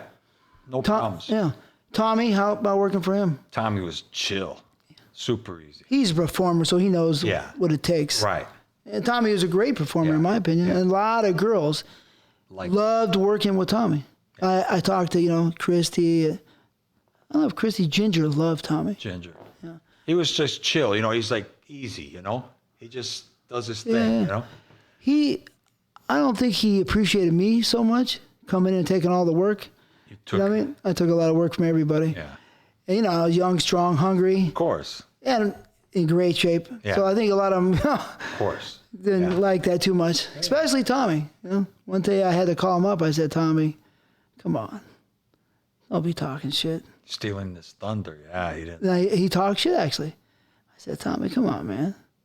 I don't want to say anything to you. You know what I mean? Yeah. I'm not going to go to you, but I'm telling you, come on. Yeah. I said, okay. He's chill. Huh? I don't want to go to Tommy, you know what I mean? Yeah. What the fuck, That's right? funny. But the truth is truth, Sure. And that's the way I always ran my personality. If you're talking shit, I come to you. You're going to confront. Yeah. I confronted 30 30 or 40 people. Some with words, some with a smack in the face. I've heard some. Some with a punch on the jaw. You know what I mean? But so how many scenes a day would you do? You said only one scene a day. So 5 days a week over at Extreme, is it like 20 scenes a month, kind of, or is it? Oh yeah, at one point I was working 20 to 30, like almost every day, almost every day. Because that was a time where they were just shooting, stocking scenes. They just shoot. And I remember, I thought I heard you tell me that you were producing for them too. Yeah, right? They owned it, but I made my own movies. But you were casting for him too, I thought. Yeah, then I was booking Tommy's stuff, and I was running that whole So I thought. I remember. I think I talked to you one time about that. That's true. I only talked to you a handful of times. Yeah. 3 or 4 times I think we ever spoke, right? Yeah. But I remember that one time you told me that you were doing all this work. Yeah, I was booking scenes, and I was shooting all Tommy's scenes. I was his camera guy for everything. So I was shooting, booking for everyone, and doing my own shit, putting it together, fucking in it, or shooting other dudes, or I was working like every day. I remember you told me you were working hardcore. I was like, wow, that sounds good. Yeah. Like you were really doing all the production. Oh my God, everything. Yeah. I didn't work for them too much. I don't think Tommy liked me. Rob liked me. But you never did any movies for Rob? Like, I did. You did, right? Yeah. No, Rob liked me, of course. But then I started doing my own stuff, and I was, once people know you're doing your own stuff, then it's a little conflictual. Sure, you know what I mean? Yeah. But Rob, I like Rob. I always like Rob. I like Tommy. Yeah. Tommy's cool. What? So then after that, you never went to Red Light. You just went to Platinum. Then when business wise, so you didn't own any product at Extreme, right? No. But then you had a chance to own product, right? Yes. At first, I went to West Coast. That was the first place? Yeah, after Extreme. Okay. I did like maybe 2 years, 2 or less at West Coast. Owning product? No, just shooting. Just shooting, okay. Paid me per movie. I think it was 2 years. And then after that, I was like in talks with Dion, and my wife, Jewel, at the time. Dion, his brother, David. Dion Giarusso. Dion Giarusso, yep. And the founder of Red Light. Yeah. I was always cool with him since the Elegant days. When I first started, he would shoot me and stuff in that RV. Yeah. Driving around in the RV, he would drive that shit, and I fucked the girl in the back, Dion, at Elegant, 98. So those were some of those few scenes I did before I got signed was for Dion. So I have a good history with Dion, and he's like, let's do something together, I go, he didn't really want Jewel, I don't think, but so me, her, and Brandon Iron. So he goes, why don't we start? And then we'll get maybe some Euro guys in there too. Maybe Manuel was the hot thing at the moment, Steve Holmes. And we'll get that. And maybe then we'll get maybe a black guy, like a Mandingo or somebody, right? And we'll start kind of like the evil angel kind of thing and put out, everyone owns their shit, one movie a month or whatever. So he funded it. We shot it. And we slowly started Platinum X Pictures with Dion, his brother, me, and Jewel. We were like quarter each partners. Quarter partners? 25%. So you would get 25% of the profits, or how would it work exactly? Like 25%, like they funded up front, so they'd get the money first, and then whenever there was a profit after that, after expenses, we would get 25% each, like of profits. 25% of profits? After expenses or whatever. It was 4 people. And then we have Brandon distributing a movie a month. Manuel and Steve Holmes were putting out a movie. I was putting out a movie, and Jewel was putting out a movie. So those were the 4 titles. So you would get 25%, I want to make it clear, I love my math and I love business. You would get 25% of all profits from the company Platinum, A. Then you would put out your own movie, and since it's your movie and your money, I'm thinking, would you get a 75-25 cut on that? Would you get more profit on that because it's your movie? Or how would that work? So how it worked, because David, they put up the money to get the office, pay like the salespeople, the warehouse people, whatever. So, and we would shoot our movies, and he would pay. Like I didn't fund the movies. Okay. So, but then later that would be all figured out, when we're in profit, because we were only, I think, a couple years, and then it just ended. So we didn't see any money because the company was still like negative. You know what I mean? It takes time to, collect money on movies. You're spending money. So it wasn't making like tons of money. So I didn't see any 25%. On paper, we were 25%, but I didn't see any money. But I never put out money for any of my movies. And I own like 20 titles at Platinum. So then after 20 titles, we're like, no one's making money, 4 people. So we got to stop this. Like, so 2 people own it, and then the other 2 get out, whatever. So David and Dion kept Platinum X, and they started Red Light. Well, Red Light was before Platinum. Way before. It was before. And then, then they took Platinum. And then what they said was, okay, we'll take Platinum, and you could just keep your titles, and you own them. Those are your titles. And then we distribute 75-25. So I never spent money of my own money on those 20 movies. So you didn't do any more? No, that was it at Platinum. Done. And then he took me at Red Light. Oh, then you went to red light. Yeah. Oh, okay. And then I did, Jewel was out at that time. And then Dion said, okay, you can come to red light. You can do a movie a month. Own movie. Yeah. Own the movie. And then I went to red light for a few years. And then at red light, then we did the candy shop. Remember that like interracial company, Black on Black? Yeah, I remember Candy the candy shop. shop. But wasn't that from Platinum? That was so it was Platinum, red light, and then they started this candy shop thing, right? It didn't last long. But so I was running production for all three of those companies. Like 4 movies, like crazy. I was doing the whole thing from A to Z, you know? So I was, and making my own movies and fucking for other people. I was busy during those red light times, you know? What's the biggest check you got from red light for your, distributing the movie? It's funny because red light ended up owing me a lot of money because I would never collect it. Like it just go there. But what happened is David was paying me very good money to run red light production. Like he let me be in total control from A to Z. So he would pay me a lot of money to run red light, and my movie money, it would just accumulate. Like I wasn't even asking for it. So it would just go up, and they ended up owing me a lot of money.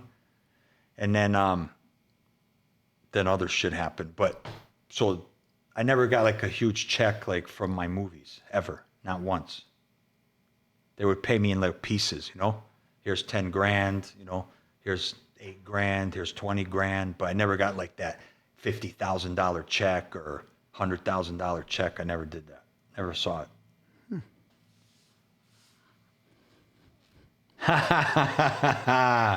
Something's fishy. No, who knows? I mean, whatever. But they did send me money though.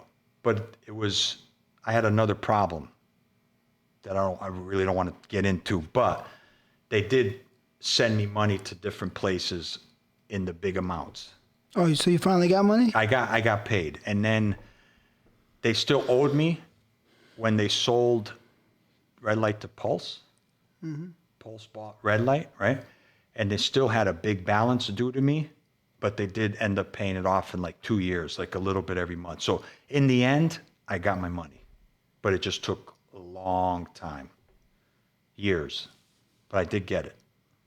And I'm just chill dude. I'm not like breaking their balls. You know what I mean? Mm-hmm. Maybe I'm too nice, you know? I don't know, but I wasn't chasing them. Mm-hmm. They were keeping me busy, paying me good money to run it. So I'm like, I get it eventually. I'm like that kind of guy. Like, I think like I'm a good dude that he's not going to fuck me. I've been nothing but good to him. So I think like that. Like I'm positive, you know? So I'm being cool. He's going to be cool. He'll send it. And they did. It just took a long time. Most guys probably would have been going crazy. Like, yeah, for sure. Well, you're probably making good money, right? I was making good money. And so To not have to worry about it. You know what I mean? you never forgot where you came from, Yeah, of course right? not. Of course not. Which is easy to do sometimes. Sure. So that probably comes into That's true. effect, But And I thought they were kind of the same like me, you know? Mm-hmm. Dion's like, you know, I think he's like me, thinks like me a lot, you know? Mm-hmm. He's a straight up dude. Mm-hmm. You know, his brothers, I know maybe they got something, but I'm cool with both of them. I like both of them, friends with both of them. So they've been really good to me, both of them. So, I don't know. Well, good. You made some good money. And that's really at the end of the story. Some people think different things. But at the end of the story, if you make some great money and you got your money, you strike me as a thrifty type of person. Like you're not going to go out and waste money. No, I'm very frugal. I don't spend what I don't have, you know. I don't want to blow money on stupid stuff. I'm a very simple kind of guy. I'm a minimalist. I don't like a lot of stuff. I don't want anything weighing me down. I want to be gone in a second. I don't want, so I live frugal, like. But did you always, even when you're making good money, you always were probably just a basic apartment and a basic car? Smart. Saving your money? Yeah, I was investing money, in the stock market, whatever, and that like crypto. That's recent, but like I bought an apartment, I bought a condo, I paid it off, But but so I was making good money, but I was living like a little better than I was before the money, not a lot better, you know? So I treated myself better, but not too well. Because I wanted to stay humble. I don't want me to get to now I got to be like this and maintain all this. That's stress for me. I don't like that. Yeah. Yeah. Frugal, like. I think that's smart, you know? Yeah. If you live at your means or, you know, below your means, Yeah. then you can always be Fine. relaxed. Yeah. You don't have to stress. It's easy to have all these bills and be stressed. Yeah, totally. What good does that do you at the end? Yeah, it's true. Yeah. Why did you leave the business? You said a little bit, but you said you're burnt. But is there any other reasons? It just, you know, you just said all you have this beautiful ride, and then you say, I'm getting off. Yeah, you know what's crazy? I'm that guy, like I said, that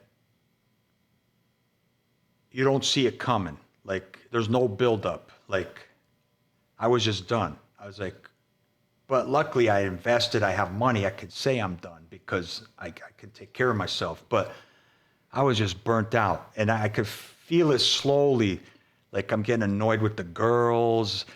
The business is changing. It's kind of going down. Like, I wasn't working a lot anymore, doing scenes. Like, things are just slowing down. I'm like, I'm not going to sit around here just to make a few grand a month. I already got money. I'll go live in the fucking Asia, bang chicks, live with no stress. Good food. Yeah, cheap. Everything. I'm like, what am I going to stay here just to be around it to fuck a few times a month, make some bullshit money? No, I said, I'm done. Then that was it. I said it, I'm done. And then I just finished. And what year was that? That was like 2012. Because in 2013, I was completely out. So like 2012 was, but even 2012, I did like 10 scenes all year. Like bullshit. Uh-huh. I was just sticking around, but I'm like, I'm wasting my time. I could be in Asia, man. Like having a good time. So you did like 14 years, you say pretty much? From 14. You would say. But non-stop. The first 12 were like fucking non-stop. You know? Like busy. Yeah. Yeah. But now that I'm doing it again for a few months, I feel good. Yeah. I feel like I never left. Like I feel like as good as I was before. Yeah. I thought I wouldn't because I'm older. I'm like, but man, I'm craving these fucking You were girls. saying that. You were saying that. Because all that money, man, I'm thinking, shit, maybe I should go back to work. You should. Why not? Come on. Why not, dude? That's it, man. I mean, I was always a natural performer, you know what I mean? So I would feel like a sinner if I cheated, you know what I mean? Who cares? You know, and I don't even know if I could perform as good as I once did naturally. You probably, I don't know how, but you'll probably be better. I don't know how. I mean, I had a lot of energy when I'm younger. But you're in shape. I mean, come on. You crave it. I mean, it'd be like riding a bike, dude. You wouldn't. I thought I was just be the same. Like, I'm gonna be low energy. I'm gonna be lame. Just like I was before, dude. Really? Oh yeah. Because I haven't been around porno chicks for years. It's just been around Philippines and Thai girls. Oh yeah. But now seeing these hot fucking porno chicks, maybe that's getting me all excited, you know? Yeah, yeah. It is something because once you start doing something fucking more with different pussy, you get more. I want magnets. more. You want more. It's crazy. Become hungry. Yeah. It's crazy. Like right now, I'm like wanting more. It's true. Yeah. The more you have, the more you want. Right. Wow. The less you have, the less you become. Then you kind of forget about it. Yeah. Fuck. Yeah. It's crazy. Yeah. So what do you see has changed? Tell me the changes you saw from when you first started to you ended because you were getting burnt, you didn't feel the same. And now this whole new situation, which isn't that long into it, but it's still a way different vibe, right? So tell me those two parts. The first part and then second part first. What's changed from before to now, or to when I left? I think the making money was going down because the internet took over. Then VHSs went out. I think the heyday of the money was the VHS DVD era. That was the heyday, like late 90s to 2004, something like that. And then I just slowly, like, sales of stuff started going down. Like, people weren't shooting as much as before, so you're working less even on that end. So you're making less on every end. You know, and then when it got to 2008, the recession, then 2009, then the internet was huge. DVDs were a thing of the past, kind of. So it's like everything just going down. It's less of everything, less money on all angles, you know? So that's why for me, I was like, yeah, it's done, you know? And then now what's changed is people are making tons of money.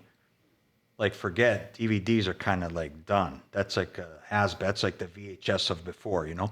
Now it's all like social media, this OnlyFans. People are going crazy promoting on like Instagram, Twitter, you know, like webcamming.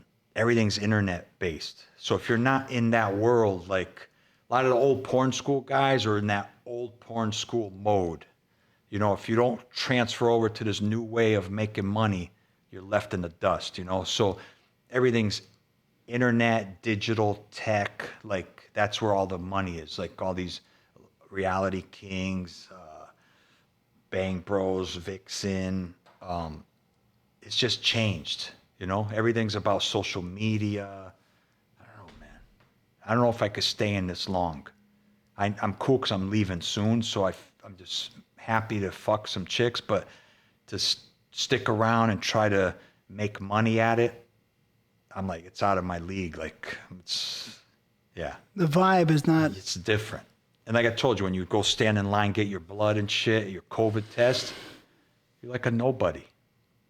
You might as well be like a homeless guy. Like, nobody gives a shit. Nobody knows. Mm-hmm. You know? So you just feel like, what am I doing? You know, this is a young kid's game. Like, it's over for me, you know? Yeah. So that's what it feels like to me. But alien a little bit. yeah, you know, like you're a stranger in this game you were in forever. Like you're the outside guy now. Yeah.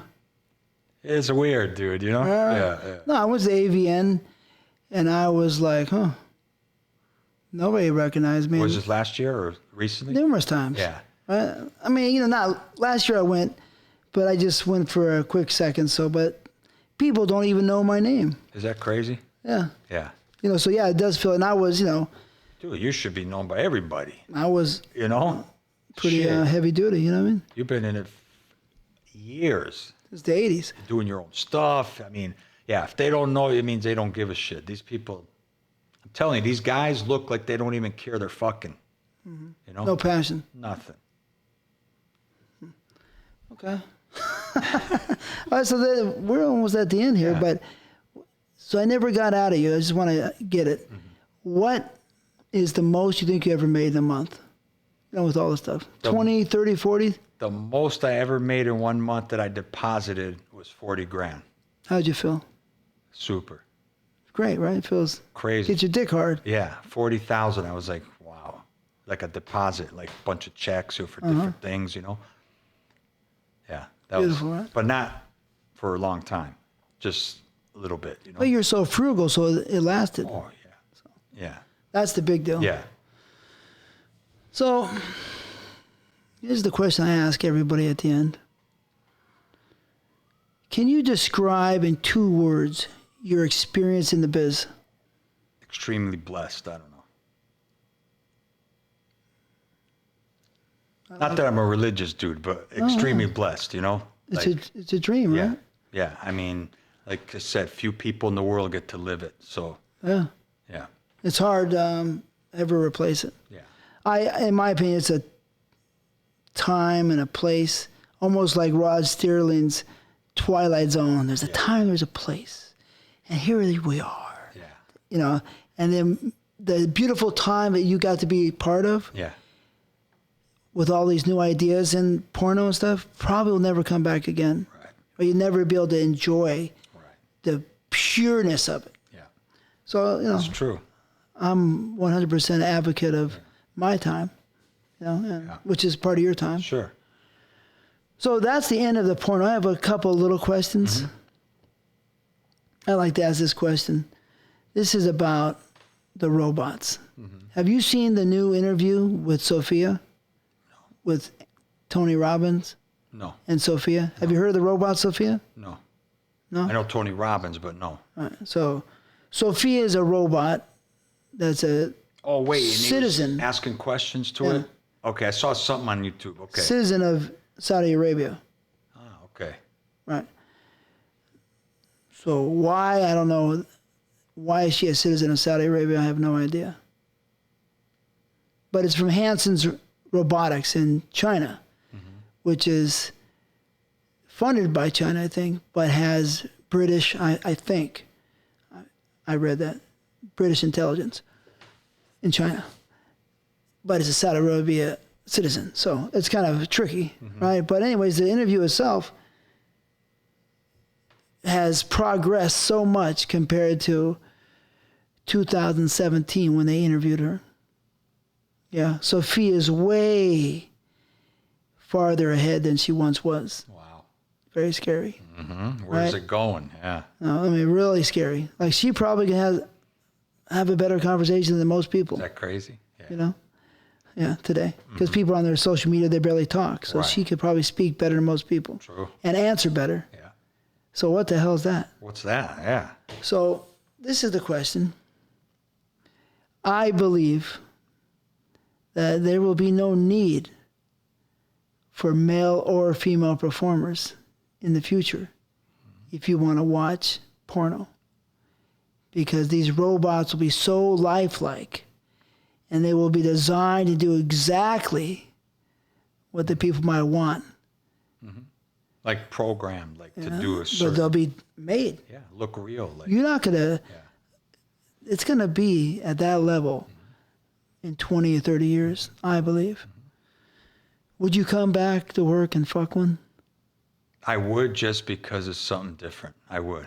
I'd be totally interested. And they made a nice dark skinned one for you?